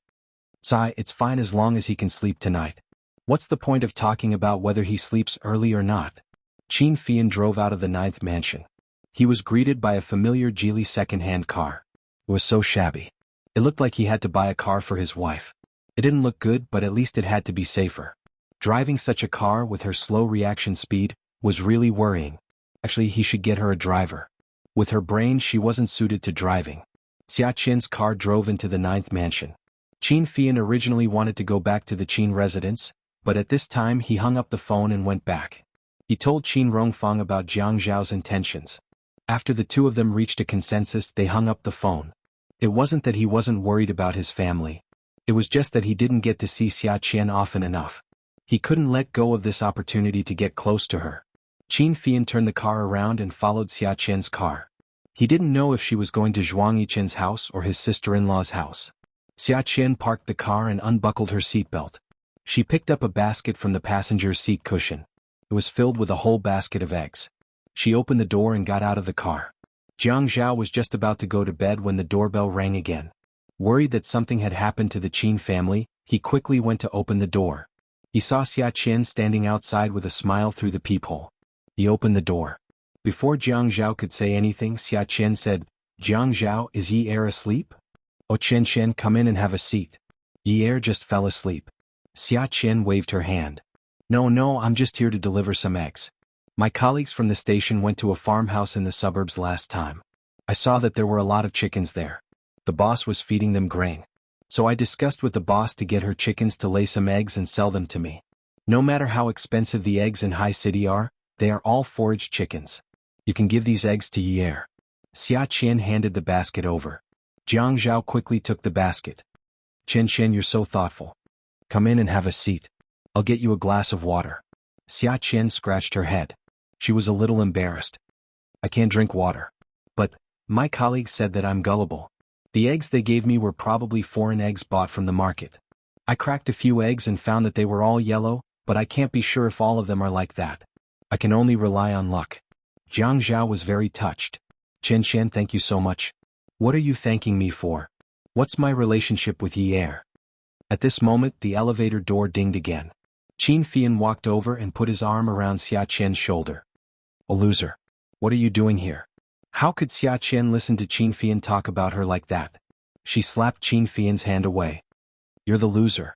Jiang Zhao couldn't figure out what Qin Fian was up to, but he was also afraid that he would hinder his younger brother's plan to woo his wife. So, he didn't say anything and just carried the eggs into the house. Qin Fian saw this and put his arm around Xia Qian's shoulder again. Loser, since we've bumped into each other, why don't we go in and have a cup of tea? He paused and added, You're not afraid of losing to me again, are you? I knew that you're not as strong as me. How could I dare say that you're not a loser? Let's drink then. Who's afraid of who? As soon as they entered the house, they didn't drink any tea. Qin Fian instigated Jiang Zhao to take out the wine in the house and compete with Xia Qian in drinking. Jiang Zhao knew that Xia Qian had been tricked, but he didn't say anything. Although Xia Qian was his wife's best friend, Qin Fian was his younger brother. It was the truth to help one's family over reason. Jiang Zhao knew that it was easy to get drunk when mixed with wine. So he took out red, white and yellow wine. He was a little afraid that the noise downstairs would disturb Yi Er, so he deliberately asked them to be quiet. He then ran upstairs to take a look. His wife was sleeping like a pig. When Jiang Zhao came downstairs, Xia Qian was waiting for him. The three of them were competing in drinking. It was not easy for Xia Qian to discover Qin Fian's scheme. So, the drinking competition ended up with two men shamelessly forcing a woman to drink. Qin Fian only drank red wine and he liked to drink it. Jiang Zhao had no problem drinking white wine. In his social circle, many people drank white wine. His tolerance for white wine was better than red wine. But this way, when Xia Qian drank with Jiang Zhao, she had to drink white wine. When she drank with Qin Fian, she had to drink red wine. The wine bottles were emptied one by one. Xia Qian was so drunk that she didn't wake up. Jiang Zhao bowed to Xia Qian's corpse. Xia Qian, don't blame me. I didn't mean it. Qin Fian looked at Xia Qian's corpse and smiled. Brother, you did mean it.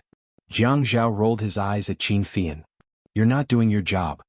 After that, he turned to go upstairs. I'm going upstairs to sleep. No one came today. He went upstairs and looked at Xia Qian. When Qin Fian bent down to pick up Xia Qian, Jiang Zhao shook his head helplessly and said sympathetically, Qian, I'm sorry for the basket of eggs you gave Yi Er. I feel guilty. Then, he put away his sad expression and went upstairs as if nothing had happened. When he returned to his room, he quickly brushed his teeth and rinsed his mouth. He was afraid that his wife would dislike him for smelling too much alcohol. After throwing the drunk Xia Qian into the car, Qin Fian was exhausted. Qin Fian drove very slowly. He was afraid that the woman in the back seat would be thrown out. Qin Fian hummed a tune as he drove. The most comfortable life was to take his wife to a hotel. That's right, he was going to get a room. But Qin Fian wasn't a jerk. He wouldn't force a woman. He just wanted to create the illusion that they had slept together. On the large bed with white sheets, Qin Fian put Xia Qian on the bed and took off her clothes one by one. When she was only left with her underwear, Qin Fian, who originally didn't think he was a jerk, couldn't stay calm. Why did he look at Xia Qian now? Why did she look so pleasing to the eye? He lowered his head to look at her eyelids. They had really been done. The line was not like a normal double eyelid. It wasn't a crease mark but a scar. This was the legendary plastic surgery. Plastic surgery was pretty good. When she opened her eyes, they were big. Her nose was also pretty good. Although it wasn't very tall, it was as tall as Xiaoye's nose. It looked a little too strong. He didn't like seductive women like that. Someone like Xia Qian was better. Soft and tender. Sigh, she looked pleasing to the eye no matter how he looked at her. Why did her breasts have to be so big? They were from Still Strike. She wasn't a cow. Sigh, she looked pleasing to the eye no matter how he looked at her. She was so pleasing to the eye that his eyes were spitting fire. He felt a little flustered and wanted to kiss her. In the end, Xia Qian was completely naked. Qin Fian started to take off his own clothes again. After he was done, he pulled the blanket over and hugged her. He laughed mischievously in his heart. Xia Qian, tomorrow morning you can't deny it even if you want to. Anyway, I'll insist that we slept together. Let's see what you can do. He was still laughing mischievously in his heart. The next second he realized that something was wrong. He realized that he really wanted to poke her. Songshu 566. Chapter 748. It was very swollen down there. When he thought about how her hands had played with his body until it was as swollen as it was now, he blushed and buried his head in her chest. It was only when he buried his head that he realized that the thing in her chest was not buried casually. The moment he buried it, he felt even more uncomfortable. The naked man and woman hugged each other. Time passed like ants crawling on the ground. Qin Fian thought, God, when will the sun rise? The woman in his arms started to get annoyed. She started to push and kick up a fuss. Qin Fian was hit by Xia Qian a few times. When she opened her eyes and saw Qin Fian, she froze for a moment and burped. She looked like she couldn't open her eyes and was trying her best to do so. Are you drunk? Loser. Qin Fian was shocked and said again, You're the loser. What? Are you afraid that I'll kiss you? Xia Qian narrowed her eyes. She was only paying attention to the position of Qin Fian's eyes. She didn't even see the lust in his eyes. Afraid? I, Xia Qian, don't know how to spell the word, afraid. With that, she grabbed Qin Fian's head and kissed him. Qin Fian saw the situation and deliberately resisted. Xia Qian, you boorish woman. Stay away from me. I won't. Xia Qian was so drunk that she flipped over and pinned Qin Fian down. The more Qin Fian turned his head to avoid Xia Qian's lips, the more Xia Qian wanted to kiss him. The louder Qin Fian made a fuss, the more excited Xiaqian was. She thought that he was a loser and slapped Qin Fian's face. Stop shouting. If you shout again, I'll sleep with you. Qin Fian's face was red and his heart was beating fast. His lower body was like a piece of iron that had just been poured out of a furnace. It was hard and hot.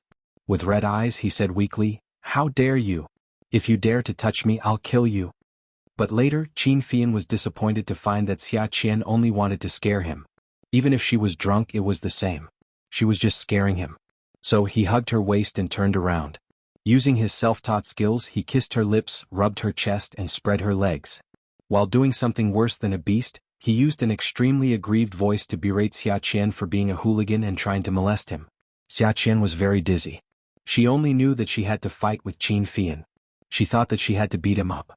Hearing him dodge, complain and complain, she felt very comfortable in her heart. Listen, listen, listen, he is fighting again. Xiaqian, how? Do you believe that I'll tear you apart? Suddenly, Xiaqian's consciousness came back from Qin Fian's voice. She felt as if a knife had pierced into her lower body. The pain came from her lower body, as if a powerful force was spreading and rushing to her throat. Ah! Qin Fian was also stunned. He didn't dare to move. He was so nervous that his whole body was red and sweating. But at this time, his instincts told him that he couldn't go out. He pressed his body down. He couldn't let Xiaqian move. He couldn't let her retreat. Since it was already like this, he had to make her his. Qin Fian, what did you do to me? It hurts. Qin Fian didn't dare to say sorry. He could only bite the bullet and scold, Xiaqian, what did you do to me? It hurts. You hooligan. After saying this, he realized that he was on top and she was below. So he hugged her waist, turned around and put her on top of him again. But he still held the woman's hips tightly, not allowing her to escape. Qin Fian grabbed Xiaqian's shoulders and pulled her down to press her down on top of him. He then put his lips on hers and shouted, Xiaqian, you hooligan. You actually kissed me. Men were like kissing in bed. They had super high awareness and knew how to move. But a virgin for the first time couldn't bear the pain. He thought that he could be very strong and never fall. In the end, while Xiaqian was screaming in pain, Qin Fian surrendered very quickly. Qin Fian was a man who had never slept with a woman or been in a relationship. If he were to be taught how to love a woman in bed, he definitely wouldn't know. He was annoyed that he was so fast. Why didn't he last a little longer? But more importantly, Qin Fian finally thought that Xiaqian belonged to him. Xiaqian was a little awake, but her thoughts were tangled up by Qin Fian, who had a bitter and vengeful expression on his face. Qin Fian wrapped himself in the blanket, revealing his pitiful but charming phoenix eyes. He complained in a tearful voice, Xiaqian, you're not human. How dare you do such a thing to me? How am I supposed to face people in the future? Xiaqian was about to explain when she realized that she was tongue-tied. She was so anxious that she couldn't speak for a long time. She was still naked, but this man was wrapped up tightly. Did she rape him? But she was the one who was bleeding, okay? That's not right, Qin Fian, it's clearly what? Clearly what? What else do you want? What else do you want to do to me? Oh, look at me like that. Qin Fian was very beautiful, comparable to a woman. At this moment, his sorrowful look was pitiful. Xiaqian hugged a pillow which happened to cover her naked body. She was still not fully awake and had a terrible headache. Qin Fian's howling made her head hurt even more, as if there was a tumor growing in her brain. She was very angry and annoyed. What are you howling for? It's my first time. Qin Fian argued, what's so great about your first time? It's my first time too. I'm almost 26 years old and still a virgin. Do you think it's easy for me? You actually raped me. Qin Fian did not give Xiaqian a chance to think. He lifted the quilt, pulled Xiaqian into his quilt and hugged her. His two legs tightly wrapped around her legs and he snorted. Let me tell you, Xiaqian, I'm going to sue you for molesting me tomorrow. You have to compensate me for my psychological damage. I have to prevent you from running away. Let me tell you, this money, don't even think about not paying. Do you think I, Qin Fian, am so easy to bully? Try running away for fear of punishment. How much money do you want? Xiaqian was really uncomfortable with Qin Fian's howling. It was as if she had done something immoral. A man's first time was actually worth more than hers? Damn, what's so great about being a virgin? We'll talk about it tomorrow morning. Either we settle or we go to court. My heart is very hurt now. I'm very sleepy. I'm going to sleep for a while. You're not allowed to run away. Don't even think about denying the money. Are you transformed from a bird? Chirp chirp. Damn it, you're so annoying. Xiaqian scolded and closed her eyes to sleep. Qin Fian heard Xiaqian's breathing and knew that she was still drunk. That was why it was so easy to deal with. But what if she woke up tomorrow morning?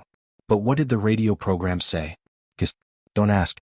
At most he would be slapped twice. If he didn't kiss her, he would miss the opportunity. He had already done it. He couldn't regret it. Now that he was hugging Xiaqian like this, and he was a young man who had just experienced love for the first time, this feeling could only be understood but not described. He released too quickly just now. He was a little embarrassed, but he was confident that he could do it well the second time. Xiaqian's cry of pain just now made him feel conflicted. How could he make her not feel pain? If she woke up faster each time, it would be difficult for him to cover it up. So he took advantage of the opportunity. After Xiaqian fell asleep, he got out of bed quietly and searched for his phone. He began to search for information on the internet. The internet was a good thing. You could find anything you wanted. With one search, all kinds of strange things would come out. Qin Fian got on the bed again. He began to kiss Xiaqian slowly and patiently. He suppressed his impulse and didn't allow himself to be impatient. There were still burns on Xiaqian's back. Qin Fian touched there and his heart ached. This time he kissed Xiaqian, who was drunk like a dead pig, and moaned from time to time, while he slowly pushed himself into her body. Xiaqian kept feeling that her body was very swollen. She wanted to squeeze that thing out of her body, but she just wanted to suck it into her body. It was very torturous. It was like a dream. She was jolted awake. When she found that she was on top of Qin Fian again, she felt that she was going crazy. She actually had Qin Fian on top of her again. Qin Fian looked at the woman lying on his chest. When she propped herself up, he knew that things weren't going well. When he was slow, she was always dizzy. Sometimes she would moan a few times. After thinking about it, he felt that it should be fine. However, he was afraid that she would wake up and see him on top of her. So, he simply flipped her over like before and placed her on top of him. He just wanted to give it a try quickly. After a few jolts, she woke up. This time, Qin Fian didn't stop. He shouted, "Xiaqian, you're really going too far. If I don't teach you a lesson, you'll think that I'm easy to bully, right? Why are you always on top of me?" Xiaqian was stunned by his shout. Her body had already flipped over and was pressed down by Qin Fian. Then she was hit. "Hey, I didn't do it on purpose. Why are you so hard?"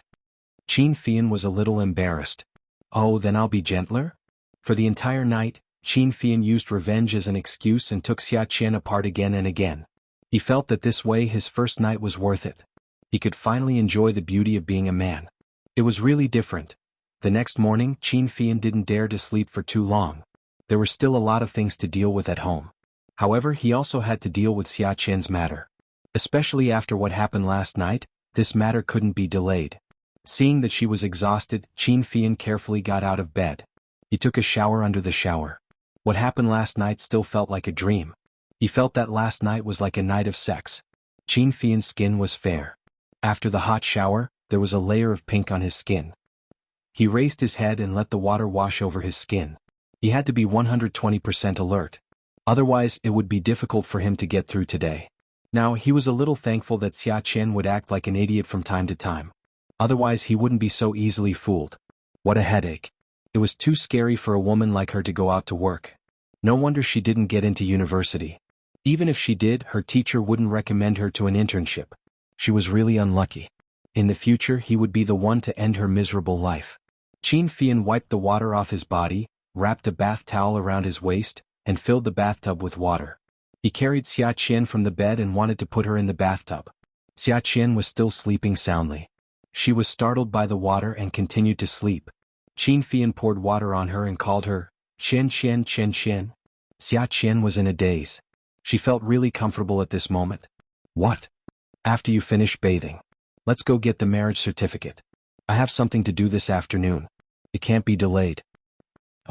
Xiaqian shivered and shook her head to wake up. God, why was Qin Fian here? Why was Qin Fian bathing her?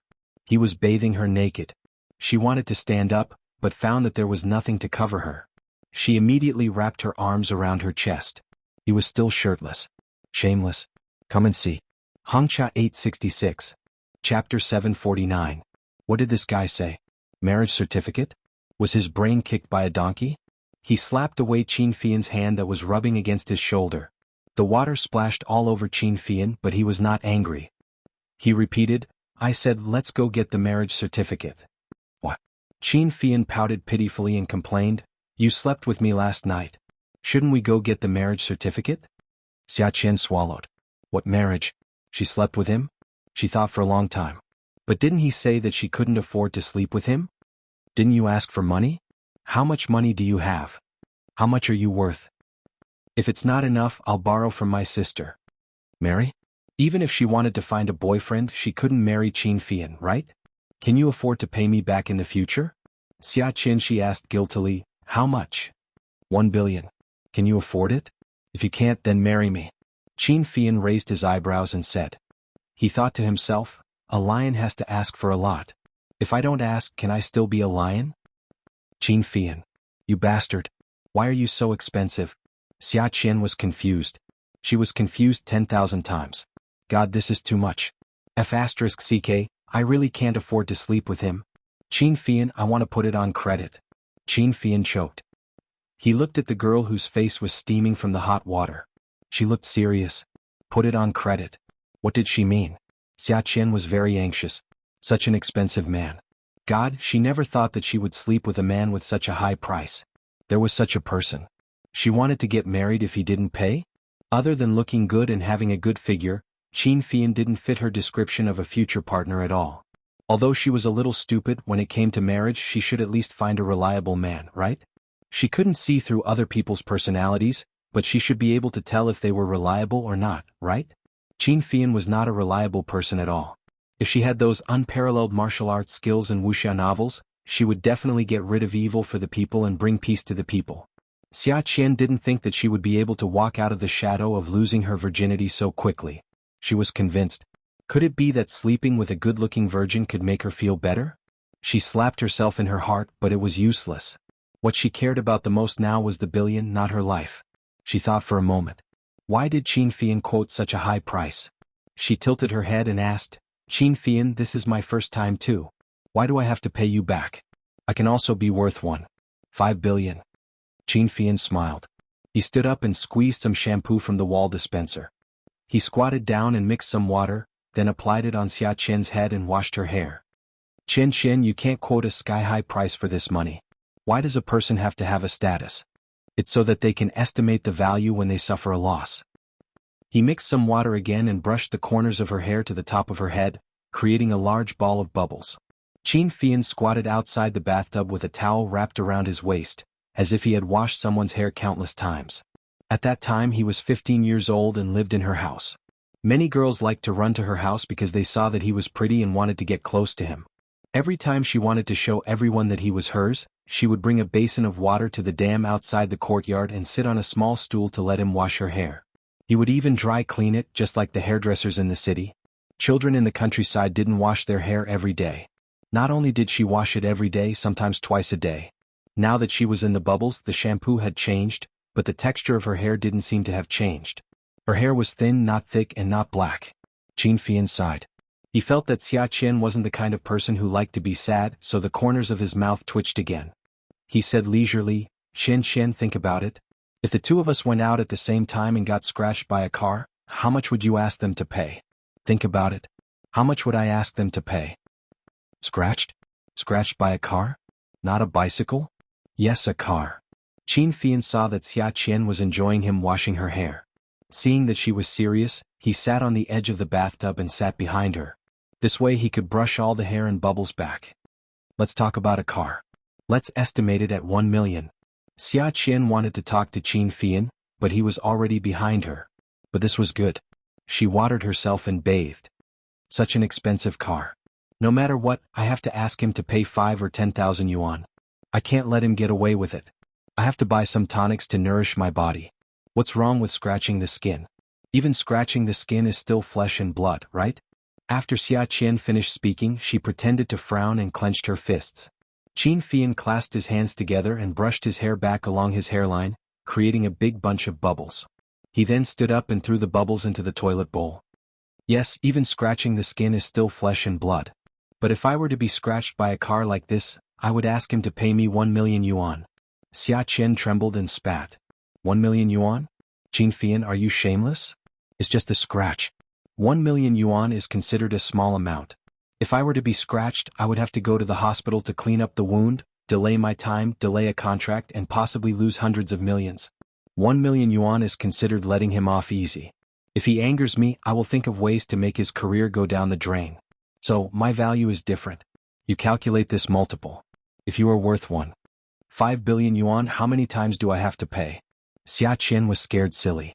Forget it, it was better not to compare with him. He was a young master and she was a little cabbage.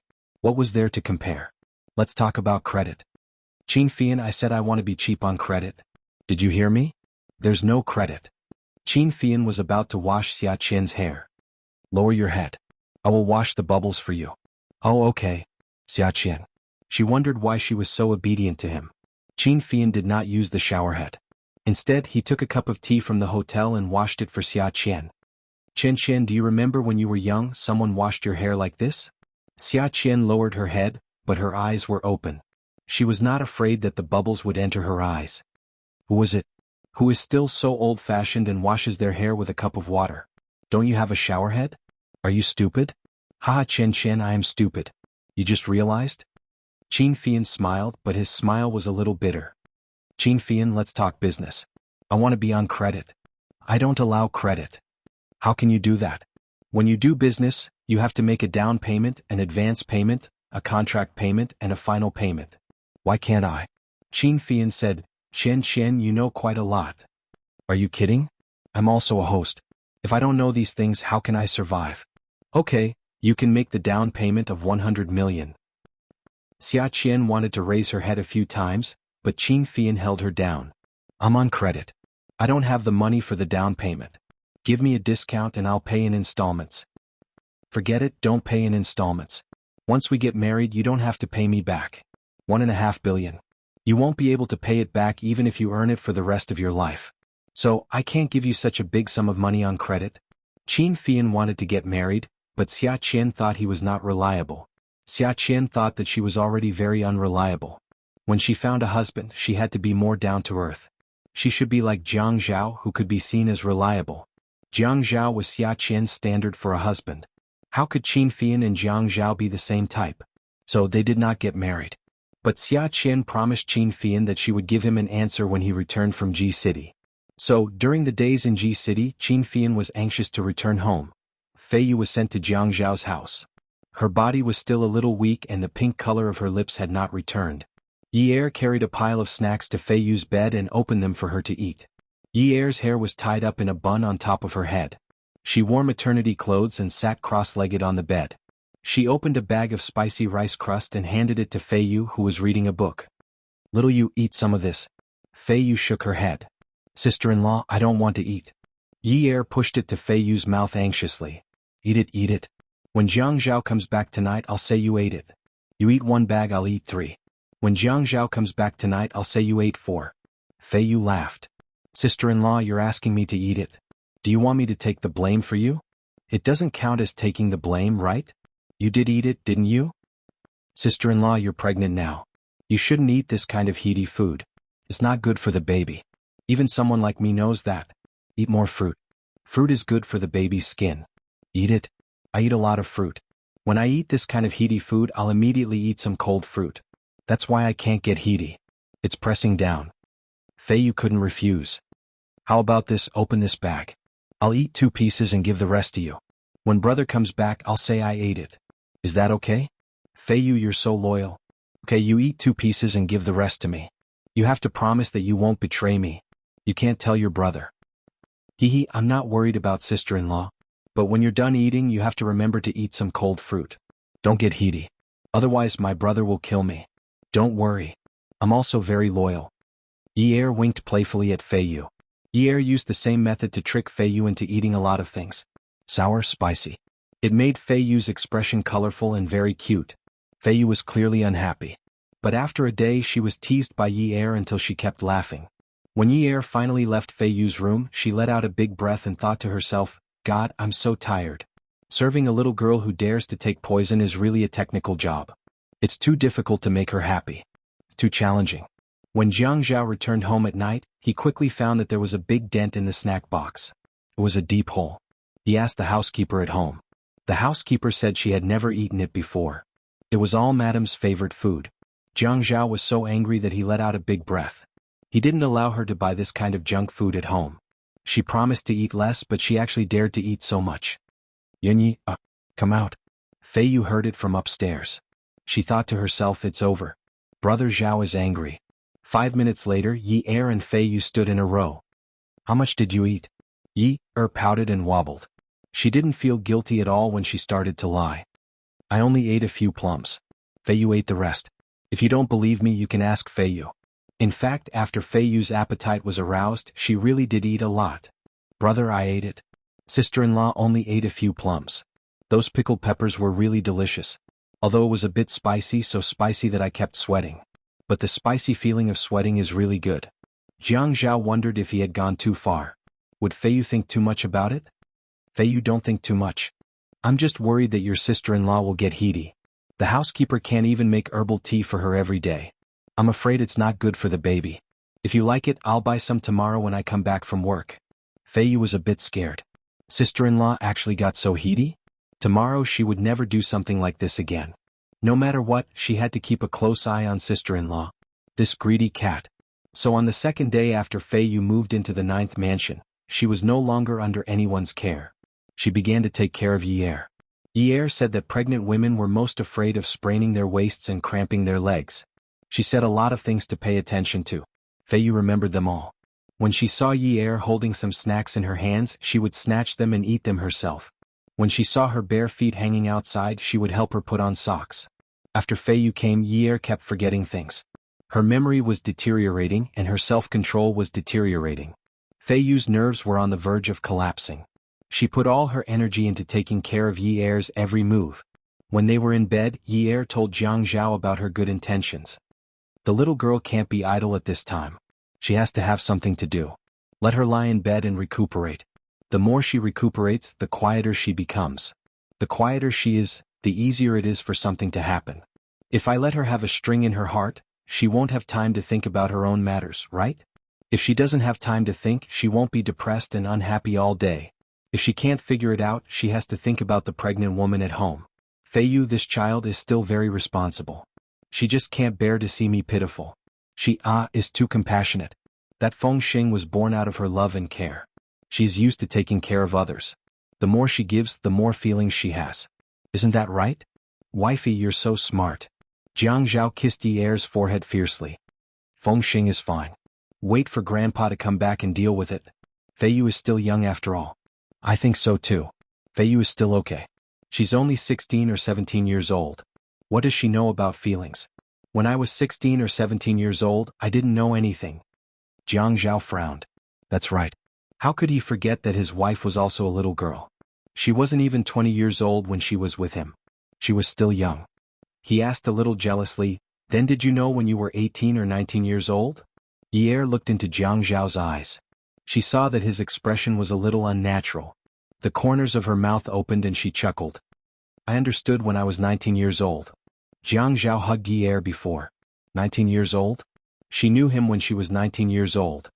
Really? Yeah, I only understood after I met you. Yi Er smiled until her face was rotten. She snuggled into Jianghu's arms to ask for a reward. Very obedient.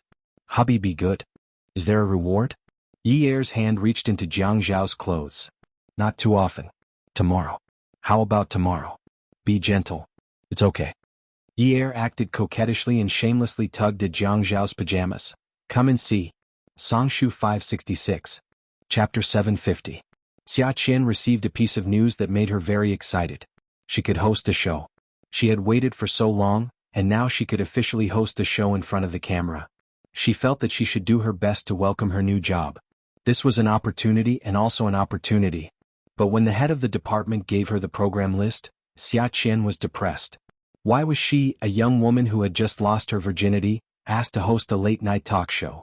Moreover, it was a talk show about heterosexual topics.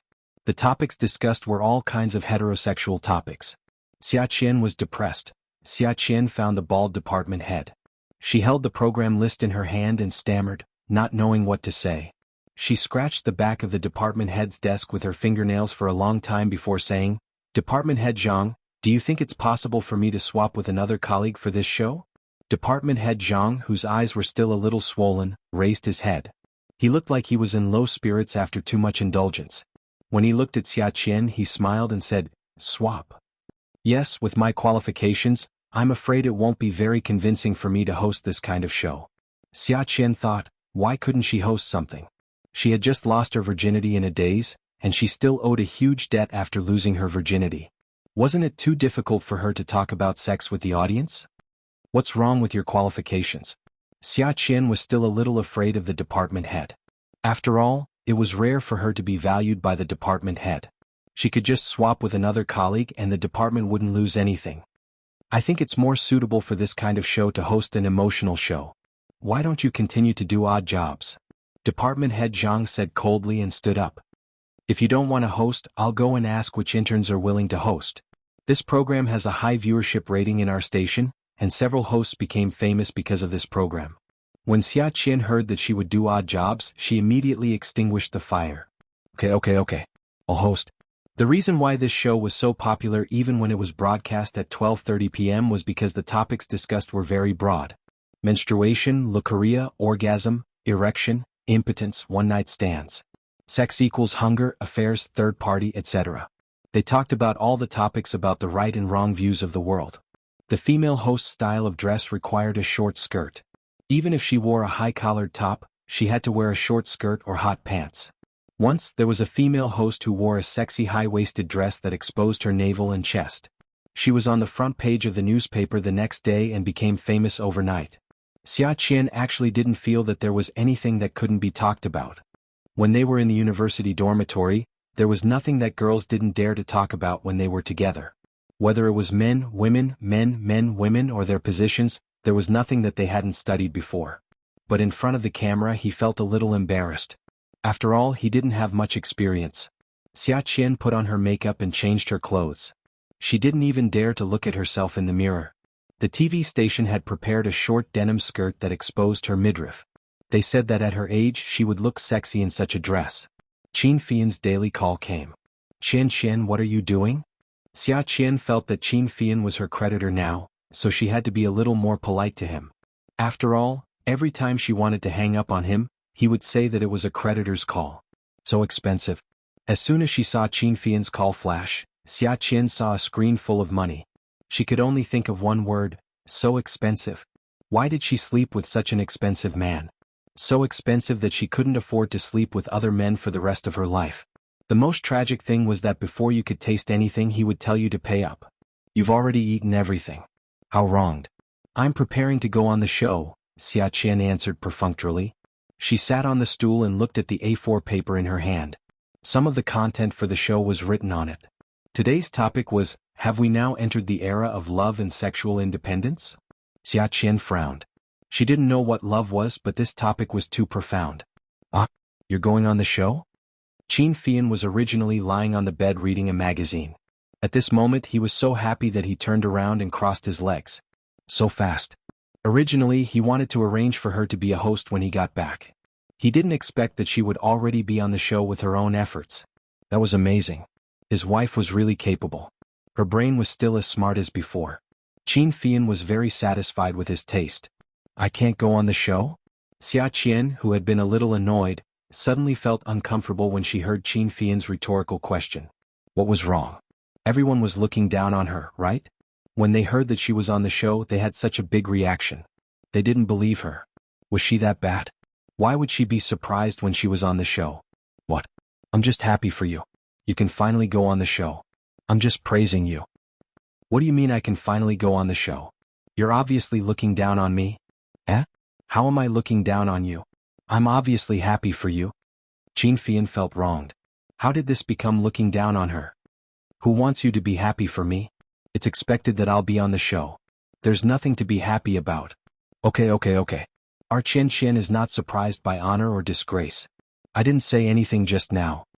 When Qin Fian was 15 years old, he had been enslaved by Bing Dan, so he was used to being ordered around by Bing Dan. Bing Dan used to ask him to flatter her.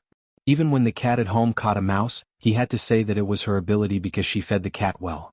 So when Xia Qian was a little fierce now, Qin Fian would immediately give in to the girl who raised her head but felt inferior, just like before. I'm not talking to you anymore. You're so annoying. Qian Qian, what show are you hosting? Well, I'm so busy right now. I'll tell you when I'm done recording. Xia Qian took the opportunity to hang up the phone. Damn it, she was not going to tell him what show she was hosting. But Qin Fian was not willing to let her know. He hung up the phone. He had nothing to do in G City, so he had a video conference in the morning. Jianghu did not come. Shen Kai was afraid that Xin Xian would feel burdened, so he stayed by her side all day. Grandpa and old Master Pei talked about a lot of things all day long. They talked about calligraphy, Buddhism, and other things that he was not interested in at all. Since he had nothing to do, he might as well find his wife's show and see her style of hosting. Qin Fian called his secretary and asked her to check Xia Qian's show on Channel 3. Xia Qian's body stiffened. She bent over and tugged at her skirt. She wanted to pull up the straps to cover her belly button, but her breasts were exposed. She really wanted to give herself a... She wrapped herself in a blanket and went on stage. The high stool was really a stool that could make a woman's legs look sexy and slender. Especially according to the design suggestion, when the high heels touched the floor, her legs looked more than 10 centimeters longer. Xia Qian was not used to wearing high heels on the floor. The first time she wore high heels in her life was at Yi Er's wedding. Dear audience, we meet again at midnight. Today we are discussing, have we entered the era of love and sexual independence? This is the new generation of show hosts, Xia Qian. There was a round of polite applause. There were 2 men and 2 women. The 4 high stools formed a semicircle. After the main host introduced the other 3 hosts, they quickly went into the topic of today's show. Qin Fian heard his secretary report that the show hosted by Xia Qian was called The Era of Sex. When he heard that, he was stunned. What show is this? The beautiful secretary laughed. Boss, don't you know? This is the most popular sex show at 12:30 in High City. It specializes in borderline sex topics. Qin Fian's mouth twitched. He repeated, sex topics? Yes, it's about the things between men and women. Of course, there were also discussions about men and women. However, it was mainly a show about men and women. In order to attract attention, the hosts wear very little. Both men and women dress very sexily, so this is the reason for the high ratings. If Qin Fian still said that he understood after the secretary explained it like this, he must have been infected by Xia Qian. He asked so many times to confirm it. She was actually hosting such a show? She was going to be the daughter-in-law of the Qin family in the future. How could she host such a show without caring about her image? Xia Qian, the young people of this generation, especially young people like you, have just graduated from university and stepped into society. How do you differentiate between love and sex? Xia Qian was stunned. She thought that this host was too unkind. The program list he gave her didn't have this question, but now he was asking her a question that wasn't on the program list. Was he crazy? But the tape was spinning. The director raised a sign at Xia Qian that said, "Breaking news. Fight for position." Xia Qian sighed in her heart. Damn, being a host was really not a job for humans. She smiled generously. I don't think there's a need to differentiate. When it comes to sex, the first thing that comes to everyone's mind is to do it in bed. Xia Qian choked and tightened her grip on the microphone. Make love. There's the word love in it. Is there a need to differentiate? Haha, so you're saying that people of your generation think that love and sex are inseparable? Xia Qian broke out in a cold sweat for herself. I think that men who can be separated are ducks, and women who can be separated are chickens. Because they treat sex as work, they don't need love. What they need is money. The director gave Xia Qian a thumbs up and raised a sign. Choose something more casual. You must choose something more casual. You can't be traditional. Then what if you and your partner's sex life is not harmonious? Xia Qian was going crazy. She was a young woman who had just lost her virginity, and now someone was asking her what she should do if her sex life was not harmonious. She looked at the director who was raising a sign at her and kept slapping it. She braced herself and said, when men are in bed, when the lights are off, aren't they all different? What's there to be harmonious? If it's not harmonious, then get rid of it and change. Qin Fian grabbed the phone and felt all the hair on his body stand on end. He shouted angrily at his secretary, Immediately! Immediately! Stop this show. Get the judicial department involved. This kind of show is not legal at all. Songshu 566.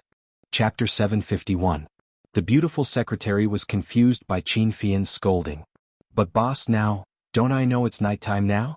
I don't know if the judicial department is off work now. What do I need a secretary for?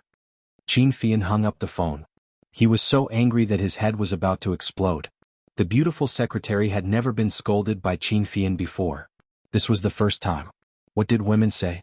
Usually, even if Xianxian wanted to punish people, he would use his devilish smile to confuse the audience. He would give you a gentle stab so that you wouldn't feel the pain. But the stab would have already cut off your bonus, removed your year-end bonus, dug out your annual leave and so on. But this time, he scolded her so fiercely that she couldn't come back to her senses. The beautiful secretary thought for a moment and quickly started to think of a way. She made a call immediately. Xianxian started to pack his ID card and check his wallet. He called Qin Rongfeng. Grandpa, I won't play with you here anymore. I have to go back to Haiqing. Why are you going back so early? Haven't you arranged everything? Didn't you say that you were going on vacation when you came out? Grandpa, how can I be in the mood to play? I'll tell you in detail when I get back. Xianxian didn't care about his reputation, but he was very concerned that Xiaqian would become the talk of others. How could it be the same? He was a man. At most, others would laugh at him for being gay, that was all. But Xiaqian was different. She was a girl and wasn't married yet. How important was her reputation? People would say that it was fine for her to host the show. But people would say that her skirt was short, her skin was exposed, and she had seen countless men. What did that look like? What did she say? That she could throw a man on the bed? Xianxian couldn't help but curse in his heart. He didn't live in the Pei family's mansion and always felt that it was very reserved to live in someone else's house. This was good too. It saved him a lot of unnecessary formalities. He just had to make a call and be polite. He put his coat on his wrist, picked up his suitcase and left the room. His long legs strode out heavy and fast. Xiaqian's program was suspended halfway through. The program crew panicked. How could a good program be suspended halfway? The sponsors of this show were paying a lot of money for their advertisements because of the high viewership ratings. What should they do now? The beautiful secretary didn't care too much. She called for him immediately. The only thing she could think of was the background of the Qin family. She didn't dare to look for Jianghu, but she had Jianghu's contact number. In the end, after she repeated Xianxian's words, Jianghu quickly used his connections to stop the show. Xiaqian got off to a bad start. In the beginning she was still wondering why she had to host such a lousy show. But now she began to doubt her life. Every almanac in her life had the words, "Everything is unfavorable," written on it. Since he couldn't find a job, he had to ask Jianghu for help. It was not easy for him to start his internship, but he could not come into contact with any substantial hosting work every day. It was not easy to get an exterior master, but it was ruined by Xianxian's drowning incident. Since then she began her long career of doing odd jobs. Doing odd jobs could have been more mundane, but intentionally or unintentionally she offended many colleagues. It was not easy for the minister to see her hardworking nature and give her a lousy show host. Now her lousy show was ruined. This was because of her work. Her life and studies were not smooth sailing. Her grades were not good and the teachers did not like her. She could not get into university and her sister helped her. She failed many subjects, and her sister finally found someone to help her. She went to a nightclub to pick up a duck, and her sister and Yi Er's man ruined it. She attended Yi Er's wedding and wanted to take back the bridesmaid's dress to make a formal dress, but Xianxian tore it. She took revenge on Xianxian, and he smeared chili all over her body. Now she felt her whole body burning when she saw chili. She did not dare to eat chili anymore. After drinking, she slept with Xianxian. It was fine if they slept together, but who knew that they would end up in a lot of debt? Xiaqian thought desperately, when has my life been smooth sailing? It seemed like it had never been smooth sailing. Xiaqian wanted to drink at a small bar. At this time the bar was about to close. She bought some alcohol, returned to her small house and started drinking by herself. Xiaqian felt that she was useless. She had never done anything by herself. If it were not for her sister, she reckoned that if she were to wash dishes for others, they would not want her because she broke the cutlery easily. The house was given to her by her sister. At that time her sister wanted to give her a big one, but she did not want it. In the end she could only compromise and get a small one-bedroom apartment of less than 40 square meters. Actually, deep down she still wanted to buy a house with her own ability. But now she realized that this was just a luxurious dream. Not only was her IQ not high, even her EQ was not high. Thinking about this made her feel very depressed.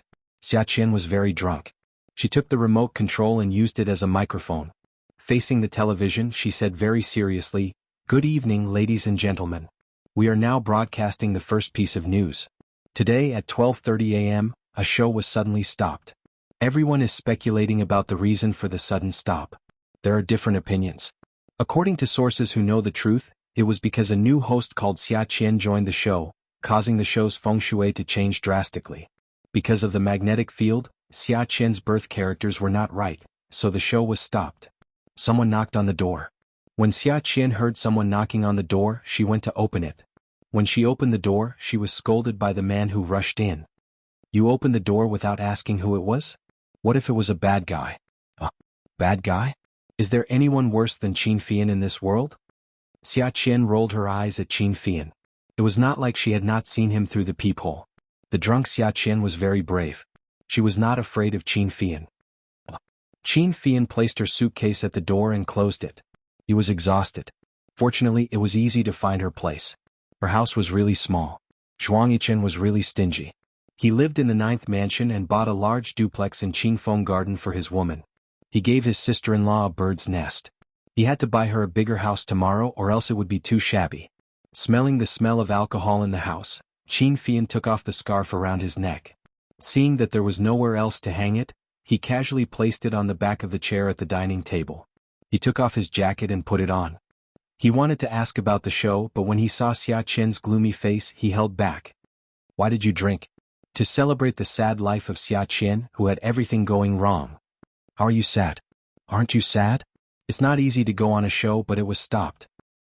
Oh, I was the one who stopped it. Qin Fian went to the water dispenser to get some water. He was so thirsty that he did not stop drinking. What?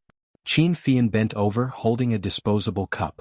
He was just about to fill it with water, but he did not like disposable cups at all. The water dispenser was placed on the small coffee table. On top of it was a pink porcelain cup with a big belly. It was very cute. There was also a long stainless steel spoon in it. He pointed at the cup and asked Xiaqian, "Your cup?" "Yes, mine." Xiaqian had already stood up. She was a little drunk and swayed. She asked in surprise, "You said you stopped it?" "Yes, I stopped it." Qin Fian picked up the cup and started to pour water. He drank from her cup. He did not want to drink from a disposable cup. It would make him look like a guest. In the past, when they were in Starfield Town, there would always be some meat left in her bowl. In the end, she would always ask him to finish it for her. During that time when they were locked in the cellar, they had not seen oily meat for a long time. They always felt that they could not get enough meat. They felt that there was nothing more delicious than meat. However, after they left Starfield Town, the taste of meat had completely changed. Qin Fian was still reminiscing about the past. He had just swallowed 2 mouthfuls of water when his head was suddenly hit hard by a woman. It was the remote control in Xiaqian's hand. Xiaqian was not satisfied after hitting him. She jumped up and clung onto Qin Fian. She started to scratch and hit him. "You shameless ******. Man. Who told you to stop my show? Who told you to stop it?" She was indeed a jinx. She had even stopped such a popular show in the station. This Qin Fian was the ultimate scumbag. Qin Fian spilled the water in his hand. Although it was a wooden floor, the decoration was obviously not bad. The floor was made of raw wood with bright wax. When the water stained the floor and Qin Fian was grabbed by Xiaqian, he lost his balance and fell to the ground. The spoon and the cup fell to the ground. The two of them were entangled on the ground.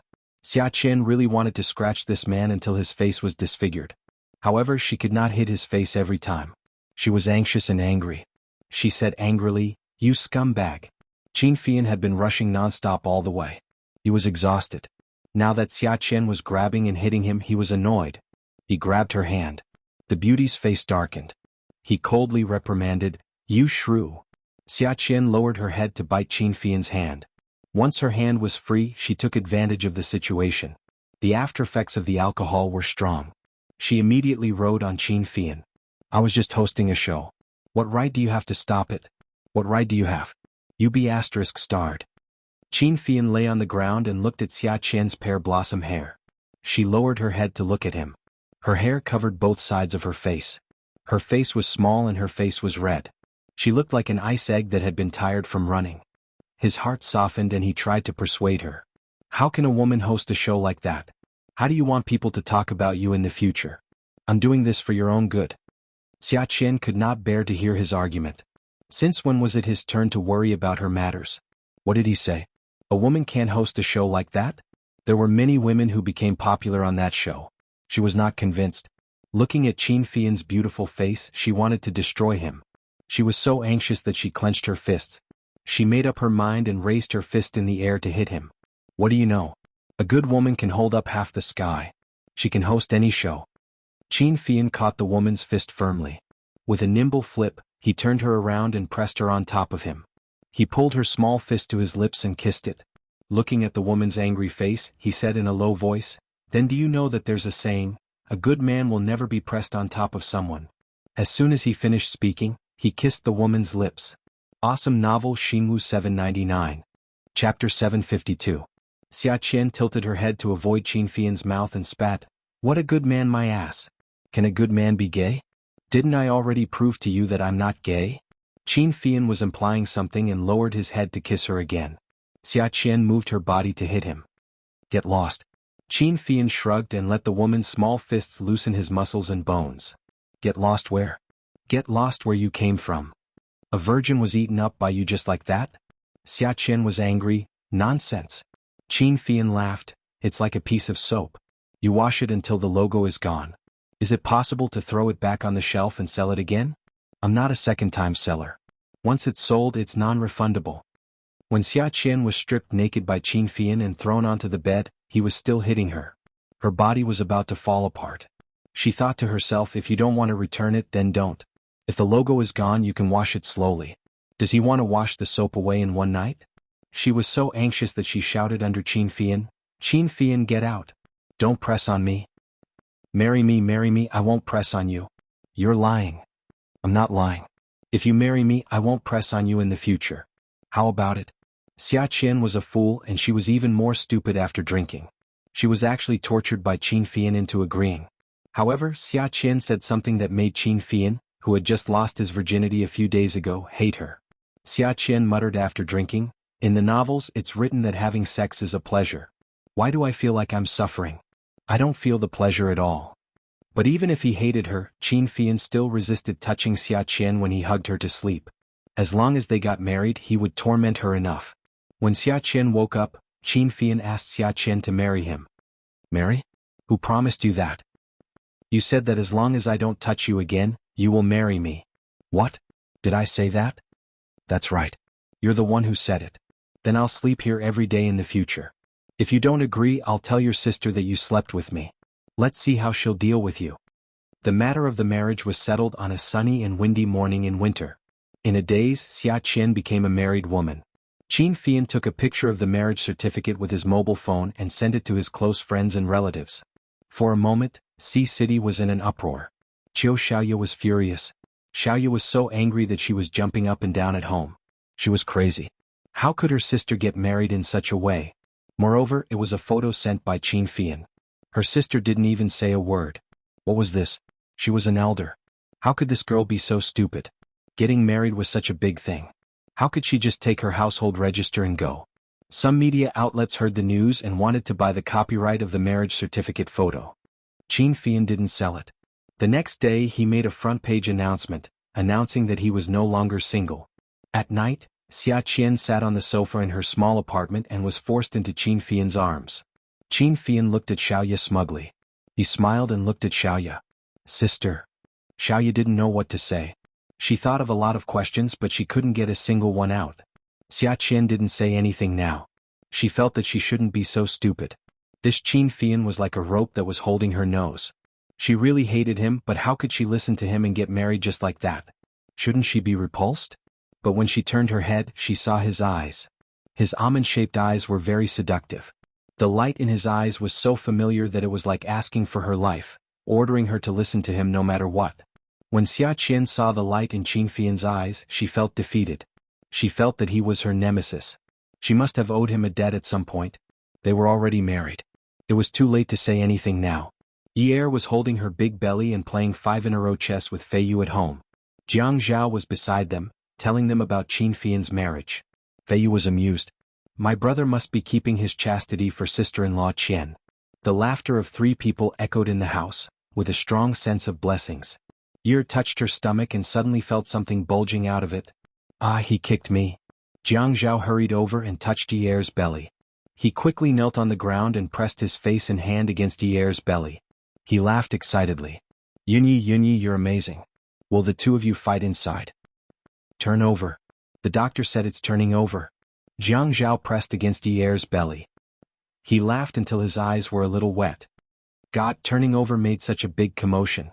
Fei Yu wanted to pull Jianghu away. Brother, let me touch it. Let me. You've been touching it for so long. Brother, let me. Haha. No, I'll let you touch it tomorrow. When Xiaoyu returned to 9th Mansion, she threw a tantrum. Zhuang Yichen felt that he had been giving in to her too much recently. She wasn't so bold in the past. Why are you throwing a tantrum? How old are you? Zhuang Yichen. Xiaoyu ran her fingers through her hair and threw her bag at Zhuang Yichen. My sister is already married. I know. Zhuang Yichen was annoyed for a moment. He casually placed Xiaoya's handbag on the cupboard, took off his jacket and hung it on the hanger. He said calmly, the entire Haiqing knows. You promised me a long time ago. When exactly are we getting married? Zhuang Yichen's slender eyes flashed with hesitation. He turned and walked to the wine cabinet. After thinking for a while, he turned back to the living room and poured himself a glass of water. In the past, Xiaoyu would pour water for him. Today, she seemed to be in a bad mood, so he couldn't be bothered to tell her what to do. After a while, the 4 words were clear. When Xiaoyu heard them, she felt that the anger in her heart was about to burst out. Zhuang Yichen, what do you mean? Zhuang Yichen wasn't used to interacting with Xiaoyu in this way. The lights in the living room were warm in winter, but when they shone on Xiaoyu, he felt an indescribable coldness. He put down the glass, walked over and pulled the woman into his arms. He could feel the rise and fall of her body. He comforted her softly. I said after a while, I promised to marry you. I'll marry you. Xiaoyu broke free from Zhuang Yichen and took a few steps back. She looked up at him and saw his dark, handsome eyebrows slightly furrowed. His slender eyes seemed to be reprimanding her for being unreasonable. Xiaoyu felt bitter in her heart, and her voice became more and more anxious. After a while, Zhuang Yichen, how long do you plan to be perfunctory with me? I've never thought of being perfunctory with you. Now's not the time. When have I ever broken my promises to you? Zhuang Yichen gradually lost his patience to coax her. He couldn't help but raise his voice. Xiaoyu tugged at the corners of her lips. She felt like her voice was blocked by something, and she couldn't continue speaking. She didn't want to mention it in her heart, but the good news came one after another. How could she remain indifferent? Then tell me, when is the time? You came out of the swamp because you promised to marry me, Zhuang Yichen. Yier is a mother now, and my sister even got her marriage certificate. Tell me, when is the time? You're still not going to announce it to the public. What are you trying to do? Are you afraid that I'll take a share of your assets? If that's the case, I'll go with you to get a prenuptial agreement. I don't want your money. Xiaoyu felt rather sad when she thought of this. Yier also had a motive for getting close to Jianghu, but didn't Jianghu also treat her so well? Qin Fian didn't seem like a fake either. She had always valued money. She always felt that she couldn't rely on anything in this life except for money. But now that she had finally found a tall, rich and handsome man, he actually wanted to use a prenuptial agreement to get a marriage. Without a marriage, the two of them were together every day. Even though she was now living in his apartment, she felt like she would be kicked out of the house at any time. Yier was married and had a child. Her sister was also married. She was still single. There was a man in bed, but the spouse column was still empty. Xiaoyu tugged at the man with a cold expression. Tears almost fell from her eyes. Zhuang Yichen, I want to marry you right now. I just want to get married. You're not even willing to agree to this one condition? What's wrong with me? I don't want your money now. I'm even willing to get a prenuptial agreement with you. What else do you want me to do? Seeing the tears in Xiaoyu's eyes, Zhuang Yichen's frown deepened. His eyes seemed to be holding back something. In the end, he just coldly interrupted, What nonsense are you talking about? Wait a little longer. I didn't say that I don't want to marry you. It's not a matter of money. Can you understand my difficulties? Xiaoyu sniffled and turned to go upstairs. As she walked, she said, Then let's not talk about it anymore. Since it's like this, I can't continue wasting my time on you. My youth is fading away every day. I can't let my youth be wasted like this. You go do your thing, I'll go live my life. Zhuang Yichen stood downstairs and heard the sounds of things being moved around upstairs. Suddenly he felt that something was wrong. He strode up and saw that the woman had already pulled out her suitcase. The clothes in the wardrobe were piled into the suitcase. He was instantly furious. Little demon Xiao. From Zhuang Yichen's point of view, he really couldn't understand this woman's ridiculous behavior. She was always making a fuss or running away from home. How could she be so good at these kinds of tricks and not be tired of trying them out? Don't you dare walk out of this house today. He exhaled and stood at the door. His posture looked relaxed, but his eyes were sharp and cold as he stared at the woman who was packing her suitcase. Fine, I'll try. Do you think I'm still afraid of you? Now that my sister has Qin Fian's protection, do you think I'm still afraid of you? Xiaoya packed her things in a mess. She took her coat, dragged the oversized suitcase and squeezed past Zhuang Yichen. Awesome novel Xinwu 799.